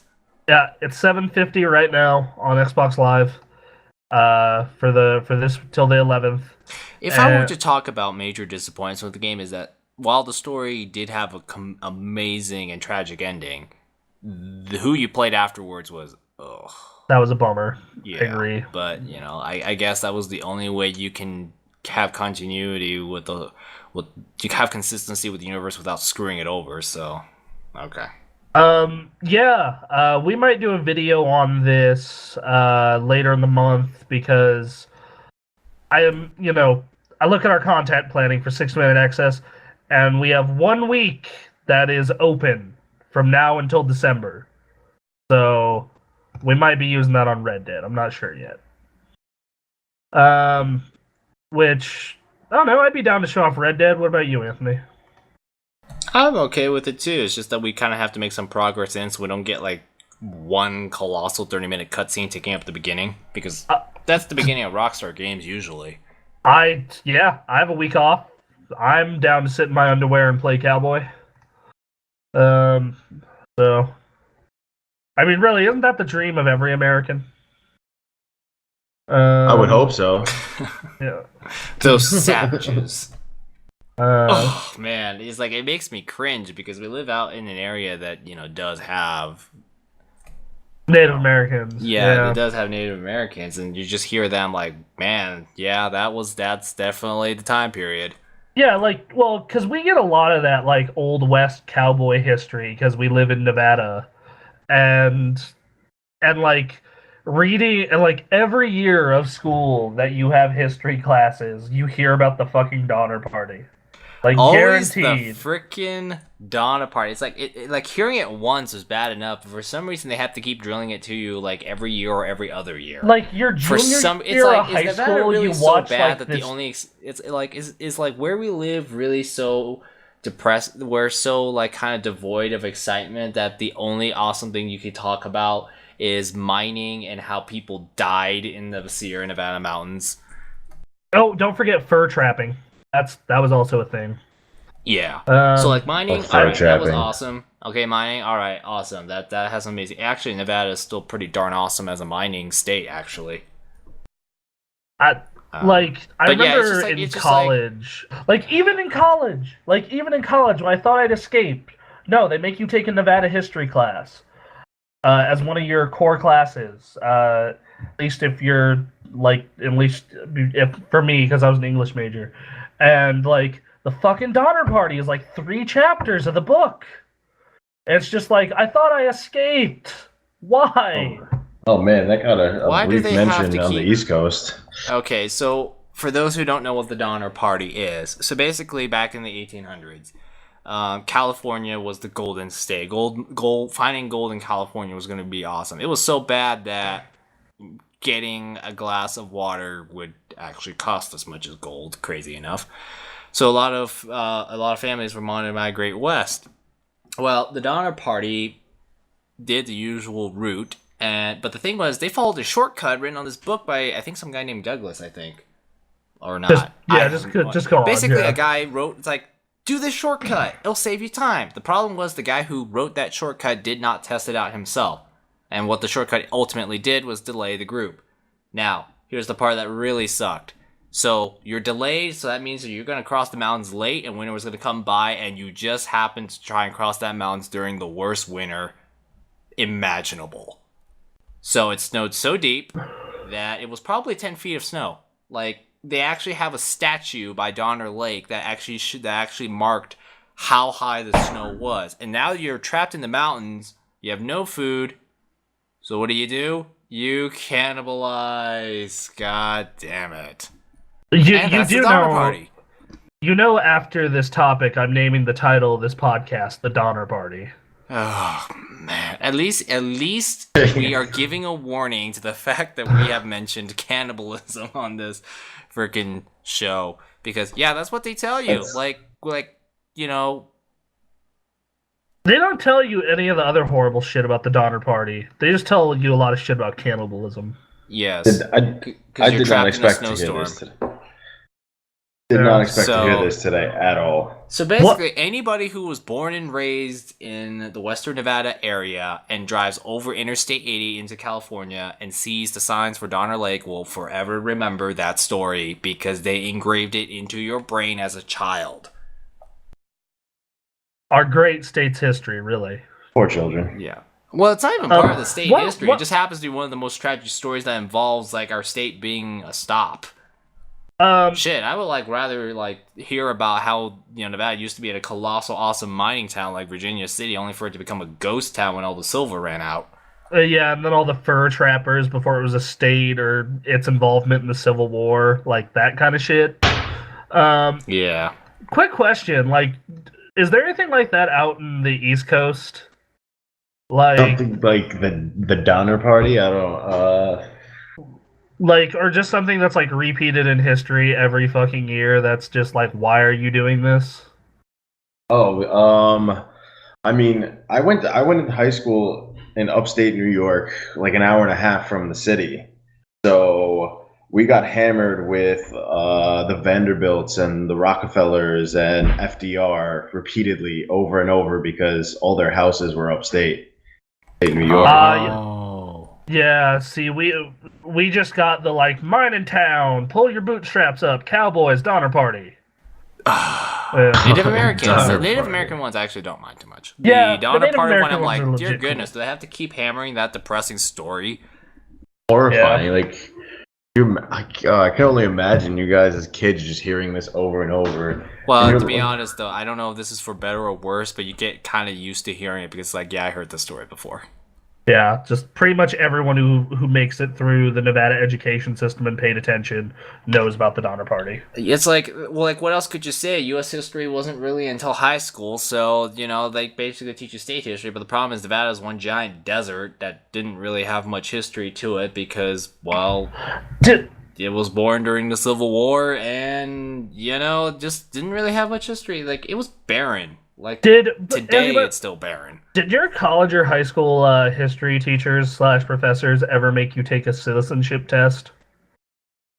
Oh, what? That was a thing? Oh, yeah, no.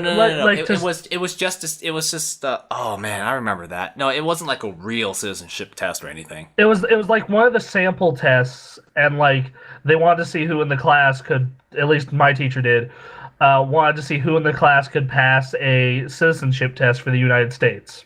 It was hilarious in my opinion because I think about a third of the class did not pass it, and my teacher was like, "Yeah, you guys would have been deported."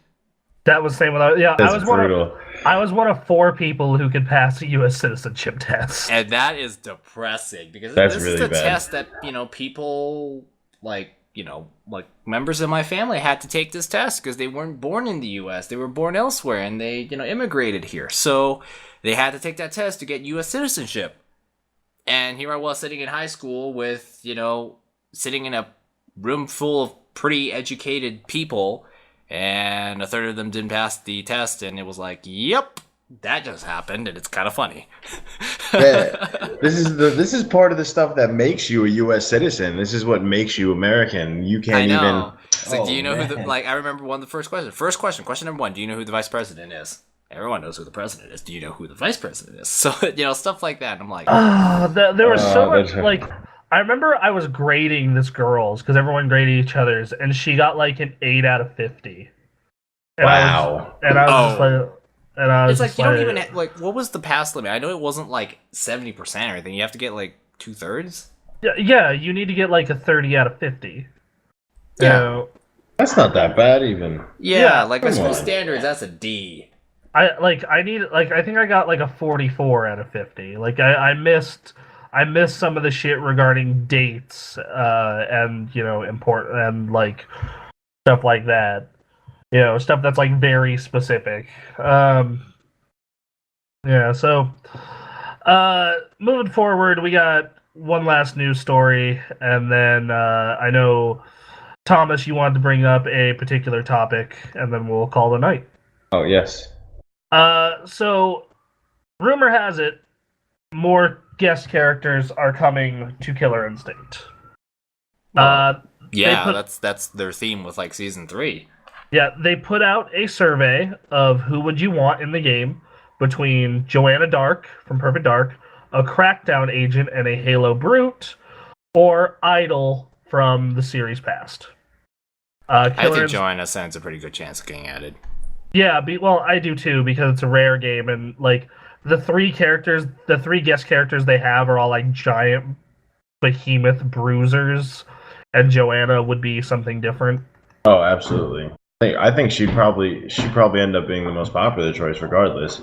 Yeah, and also she's a cool character. Like I love the Perfect Dark game. So yeah, that's like she's for that great N64 game. I still remember she's still, for whatever reason, an iconic character because that game was just I just remember being at such a young age and playing that game, and it was just like, wow, like, and I've always remembered it. It's always been an impressionable game in my catalog. Yeah, no, and I actually liked Perfect Dark Zero. A lot of people hate on that game, but I enjoyed it. It was Uh, fun. So, all right, that's cool. I'd be down for a Crackdown agent even, but I definitely want Joanna Dark. Uh, Finally, last thing is, Thomas, you had a topic you want to bring up. Yeah, I did have a topic I wanted to bring up, and I'm kind of bringing up this topic with great sadness, only because I don't know if many people have thought of this angle. So there's this thing happening where Microsoft wants to bring all their exclusives from Xbox to Windows and kind of share the whole ecosystem. And all of the great Xbox exclusives will be playable on PC. And my opinion is that this is a very, very short-sighted decision on Microsoft's part. And that is because, of course, we know software sales are always king. But at some point down the road, this whole deal, Windows, is going to severely affect Xbox hardware sales. And to me, this is kind of a no-brainer that I can see very clearly, but I guess a lot of people are either just too excited about Windows or whatnot to see it. This could, in my opinion, very well cripple Xbox as we know it today. I see. On my end, I think it's almost the exact opposite, where I think it's very much a look towards the future style of move, where it's in like it's not. It might not be this generation. It might not be next generation. Um, but it will. It'll be eventually where like almost all games are going to be on everything, and you're just going to run it through a service on Steam or Origin or X or PlayStation or Xbox, and they realize they're never going to catch up in console sales this generation. Like it's not going to happen. You Absolutely. know, like just all the exclusives in the world won't change that. So they figure, hey, we'll sell more software in the long run. We'll establish the Xbox brand on Windows, and this time not fuck up doing that. Um, and and make it so guys like me who like I will play all those games on the PC now, but for my friends who play Xbox who prefer being on a console, I can still play with them. Like you're probably not going to ever buy a gaming PC, but you own an Xbox One. So we can play Gears together still. Like that's a huge that's a huge benefit for the Xbox brand and the future of you know Xbox as a color, Xbox as like a future thing when consoles become more like Android smartphones, I guess would the way I'd describe it.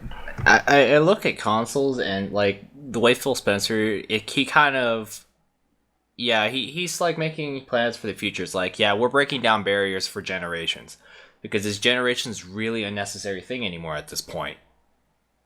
Because like, and yeah, like if you were to look from a console perspective, like Xbox could be severely hurt by this and they could be trapping themselves in a corner. That is true because Steam could crush Xbox and Sony could crush the Xbox console, but it kind of both of which are already happening as it is, even if they did nothing. Because the Xbox One, when it was conceived, it fell out the door just really, really, really bad. And I think Phil Spencer did the best he could to try, and basically it was just an open-minded. It had to be an open-minded. It was a salvage operation. We had to get Xbox somewhere better. Better can mean anything. Better can mean lots of things, but Xbox needs to be in some place better, and clearly the Xbox One will never catch up to the sales of the PS4 unless Sony did some insanely stupid decisions. But Yeah, this is very true. I just see it as like a big mistake because for all those people that don't have an Xbox, what's gonna make Xbox really special anymore? I think For people like to leave PCs or to leave PlayStation and come get it when they I can think they can get it on any of their ecosystem. I think I- Xbox has been struggling with this problem for a very long time. It's I just mean, that this is it this was is like except like it didn't happen all at once. Like for me, it's like there was a point where Xbox all they really were talking about was Kinect, Gears, Forza, Fable, Halo. And- They were predictable, and it's not like. And Xbox also has the unfortunate position where they don't actually have that many games or franchises that are deeply invested in nostalgia. Like Sony, they didn't have to show any footage of Crash Bandicoot. They didn't have to show you any videos or pictures of Crash Bandicoot. All they had to do was just roll down the side, and everyone was cheering, even though you didn't see what it was going to look like on the PS4, even though it was a, a upscaling or something like that. But people were cheering. Microsoft used to have that with Halo, but Halo has now evolved to this giant brand of things. I actually had a news story about that, but I skipped it because we were running long. Fun fact: Halo 5 is the most active Halo community since Halo 3. Wow. Which I mean, I'm not surprised from a multiplayer standpoint, but I heard the single player was absolute shit. I just wish I had people to play it with. Yeah, the single player is very but the 9.5 I gave that game is like 90% because of the multiplayer. I reviewed it last year. I actually did like the campaign. I was kind of an outlier in that sense, I guess. But that multiplayer was fucking amazing. Man, I wish I had people to play with on that multiplayer, because, like, with the exception of Free For All, there wasn't really much I could find to do. Anthony, it's such a shame that when that game came out, you and I could not have been on more opposite schedules. Yes. Yeah, I worked like really early mornings, and you worked nights. Yeah, and I was working like 80 hours a week, which, like, I basically lived. I might as well have been a client in that group home. I remember that disaster. Yeah, but yeah, like here's the thing, like Halo. That's it, right? Because like Rare, okay, but Rare at the time like wasn't really going back to what they were good at doing. They were like doing stuff like Kinect games. They weren't doing what they are doing now, which is Sea of Thieves, which again is building towards the future. So it's like I think like Xbox is in this really unfortunate position, and yeah, it is a salvage operation, and they have to take it somewhere better, and better can mean anything. And if it means that, the Xbox console is going to suffer sales, okay, that probably is a hit they may have to take, because the system is getting destroyed by the PS4 anyways. Like which may be seen as a good point. They're more open to do whatever they could, because how much worse can it be, Nintendo? But that's kind of my whole thought on it. Is it may not be detrimental to Xbox right now, but later on, if they come to a decision to make another console, what's to stop them from saying, listen, we moved our software sales to Windows and this entire ecosystem, and our software sales are doing better on PCs in general than they ever have on this Xbox console. What is what's the point financially of going after another console generation when we could just simply become software? Well, and that's kind of like the unfortunate reality in a lot of cases is money talks.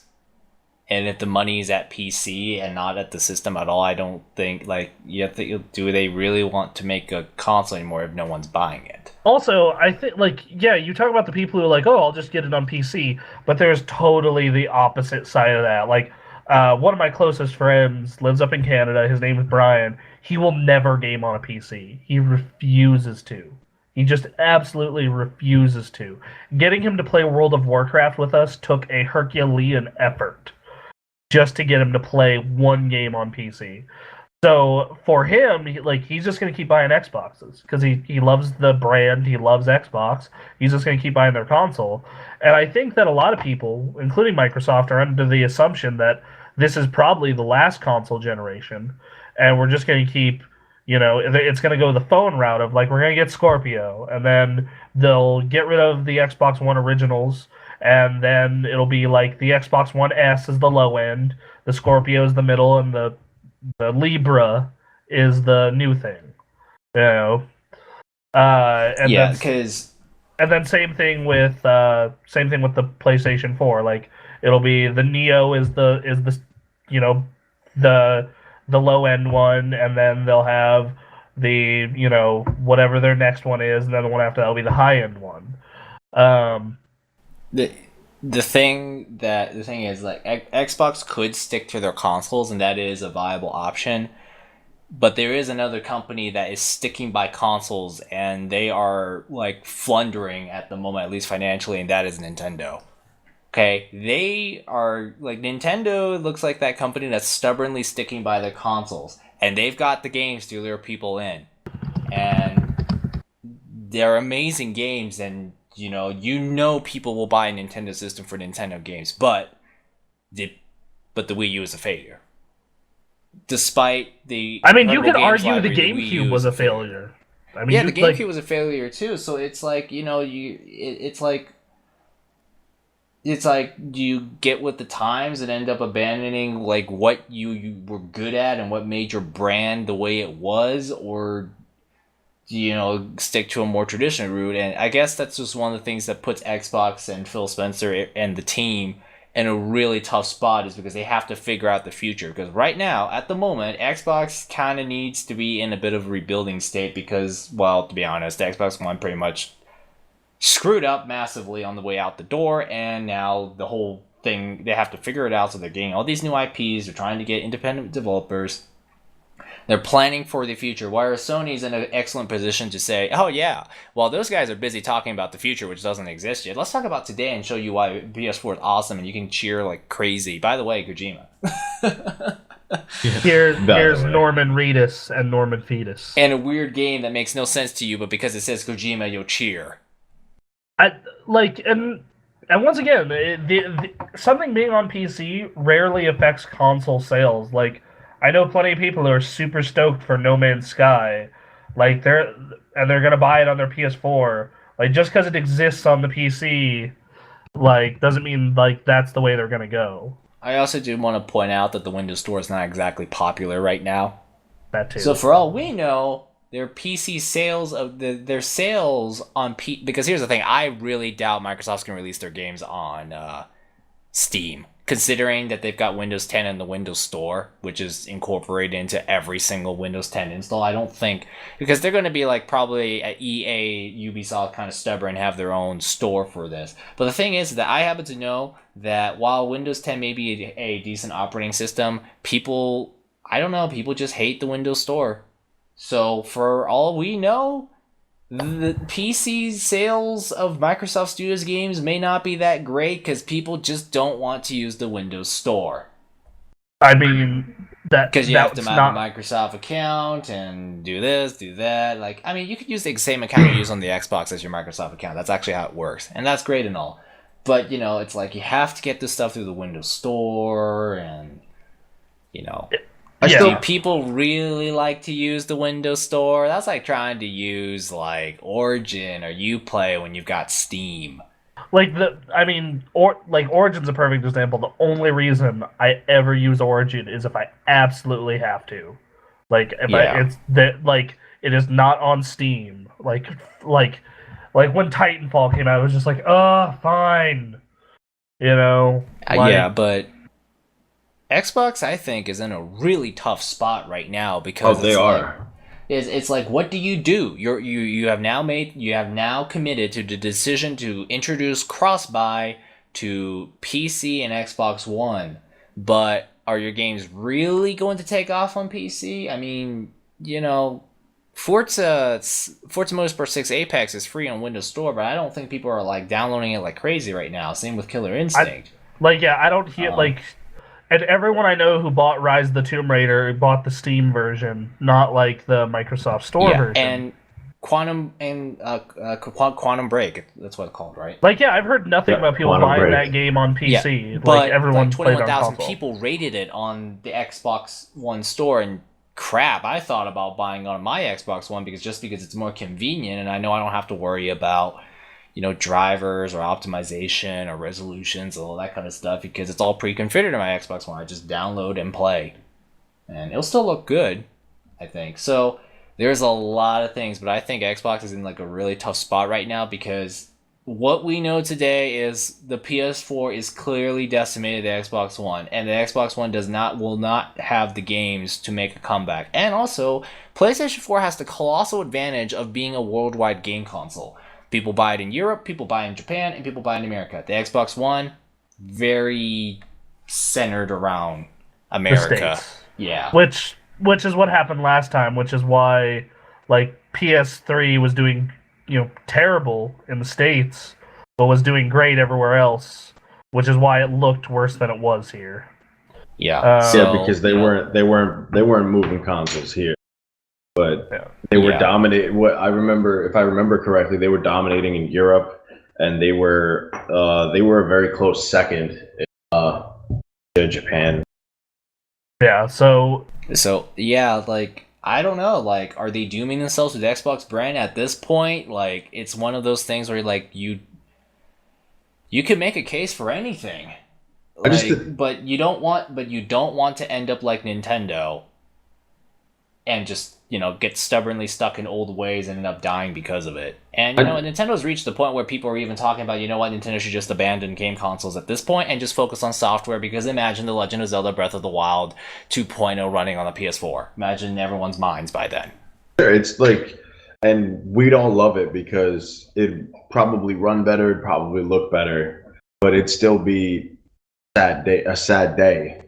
It will be a sad, yeah. Like, what were the Sonic? Like, here's the thing. I always wondered how depressed were Sega fans when in 2003 the Dreamcast died and Sonic was going to show up on Nintendo system when literally only 10 years prior Sonic was debuted to compete against Mario. Yeah, that was bad. And it was Genesis versus Super Nintendo. And then only to see 10 years later all that just fell apart and Sega started putting stuff out on Nintendo. Like, how sad was that day? That just goes to show you how much of a monster Nintendo was back in the day. Because as monstrous as Sega was at that point, and Sonic became so popular and so universally loved, and Nintendo just fucking stomped it to death within a decade. I mean, they now, certainly had some help from PlayStation. Oh yeah, that's very true. But now it's like now Sony's like here. The way I look at it, I don't even really see it as PlayStation versus Xbox versus Nintendo anymore. It's becoming more like a console versus PC debate now because it's like because Nintendo and Microsoft are not as strong, it's now become a case of more like PS4 or PC. It's like, and looking back to that Sega console war, like reading the console war book last year, Sega versus Nintendo, like Sega just killed themselves. Like, yeah, they certainly had help from Sony and Nintendo. Like those were very competitive systems who were taking it to Sega. But like reading about what was going on behind closed doors at Sega, you're like, oh, that's what happened. So yeah, and we can only hope Xbox and Nintendo don't do the same thing. Oh, but God, it's just I guess they're both in the position where they're like you kind of have to get with the times, but you can't exactly just abandon what made your brand. So it's like that really fine line that game developers face on a corporate level.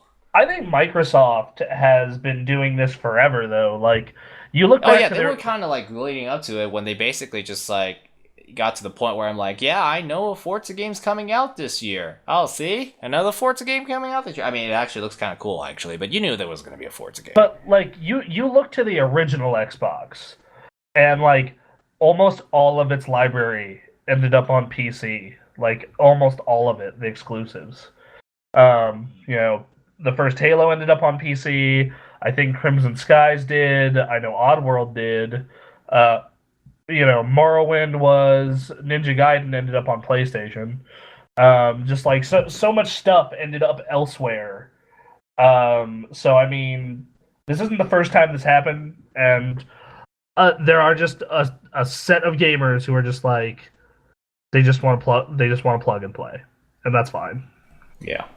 I just think that's like an interesting topic to broach because not many people are seeing it from that angle. A lot of people are just seeing it as like, oh, we'll get to play all these games everywhere, and they're not really thinking about how this could be a pivotal point in the gaming industry when we look back on it one day.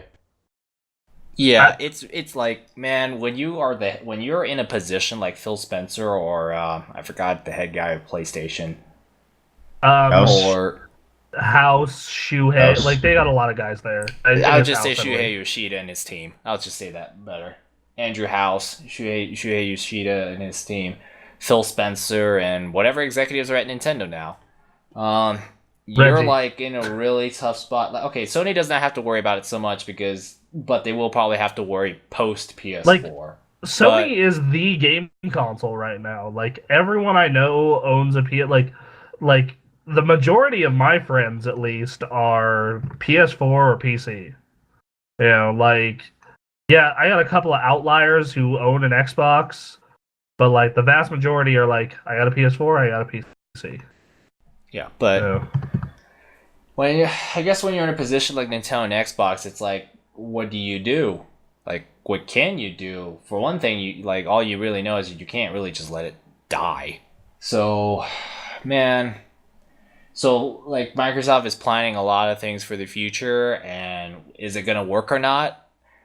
Well, you can have research groups and polls and focus groups and all that kind of stuff to figure out people's tastes, but that doesn't always work.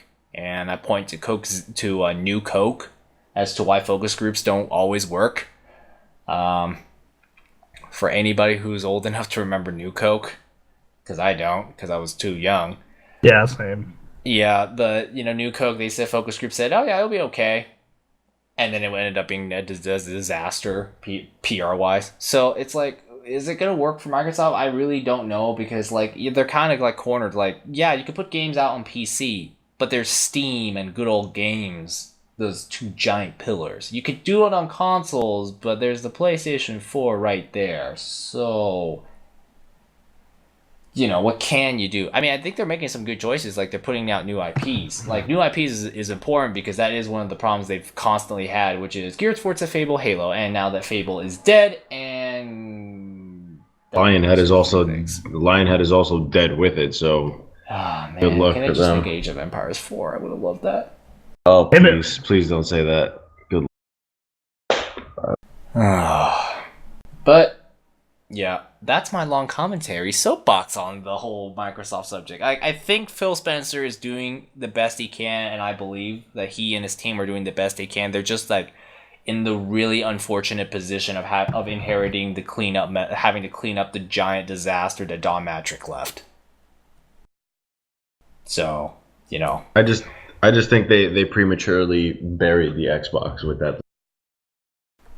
Yeah, they may have, but at the same time, I look and I think, what else could they do to try and spark things again? Did they jump the gun? Maybe. Let Rare be Rare would have been a good place to start. They did, and that's why Sea of Thieves exists, and it's looking pretty awesome, and that's a good start. That's a good step right there. Yeah, instead of forcing them to make Kinect games. I think that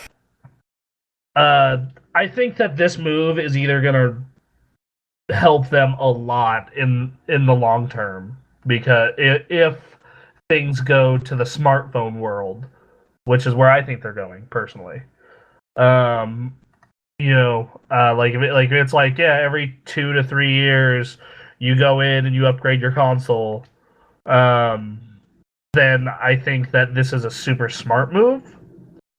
I think that if things go the old way, where it's like every 6 to 8 years you upgrade your system, then this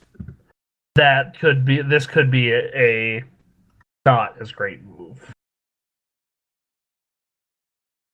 So, Yeah, alright. Well, it's like, I mean, at least I would say Microsoft, at least Xbox is fortunate enough to be in the position of, oh wait, we're owned by Microsoft, we have lots of money.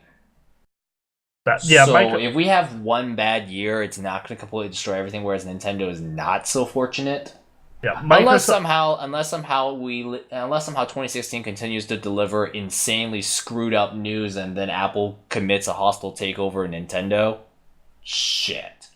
Microsoft's solution is like, hey, let's throw some money at it. Throw money at it till it goes away. And you know, that doesn't always work, and sadly. Okay, like, frickin', you kind of need more than just money. You need a good team too. Yeah, but money can buy you a good team. Money could. And that seems what they're doing is like they have a very talented team there, because like if it was the old team and Matrick heading this shit, like, cash it in, this is done. They just murdered Xbox. Anyway, we don't have any comments because it was a 2-week break in between shows. So please comment, people. And we'll be back next week. You can follow us on Twitter at The Gamer Access, Facebook The Gamer Access, and twitch.tv/The Gamer Access. Thomas, before you go, do you have a Twitter or anything where people can e-stalk you? Yes, I do. My Twitter is at GameStom_UD. That's all right. Also, what is the link to that website for those who are interested in visiting? Oh, yes. The website is updownupdown.net. Updownupdown.net. Just like those old Grand Theft Auto codes. Awesome. All right. God, listen to that professional wrestler who runs up, down, down. Oh, God. Did that just piss you off when you found out about that? The sad part was I found out when Kinda Funny was doing their E3 coverage, and this guy just came on and he's like up, down, down, and I was like, what? Oh. The thing is though, you might get a lot of accidental traffic because honestly, I probably do. And they're probably like, what is this? This is pretty cool. I'll stick around for a little bit. I mean, to be fair, like, we got a lot of traffic off of just, like, becoming a Mass Effect website for, like, a month period. And a Final Fantasy website for a 2-week period. And then last year when we became a Halo site for a month. Yeah. Oh, goodness. Yeah. That's what happens with coverage sometimes. You sort of unintentionally end up with those periods. Like, the Final Fantasy and Mass Effect ones were kind of on accident because I wanted to review the game, another staff wanted to review the game, and there was that whole giant story debacle. In the case of Halo, it was, let's just do a week of multiplayer, a week of story, and then the real game coming out. Yeah, no, that was... But anyways, Yeah, the Halo coverage was all like, hey, we got this review copy. Let's make the most of it. Cool. But right. let's wrap this up. We'll be back next week, everyone. Love you. Bye. Peace all. Later.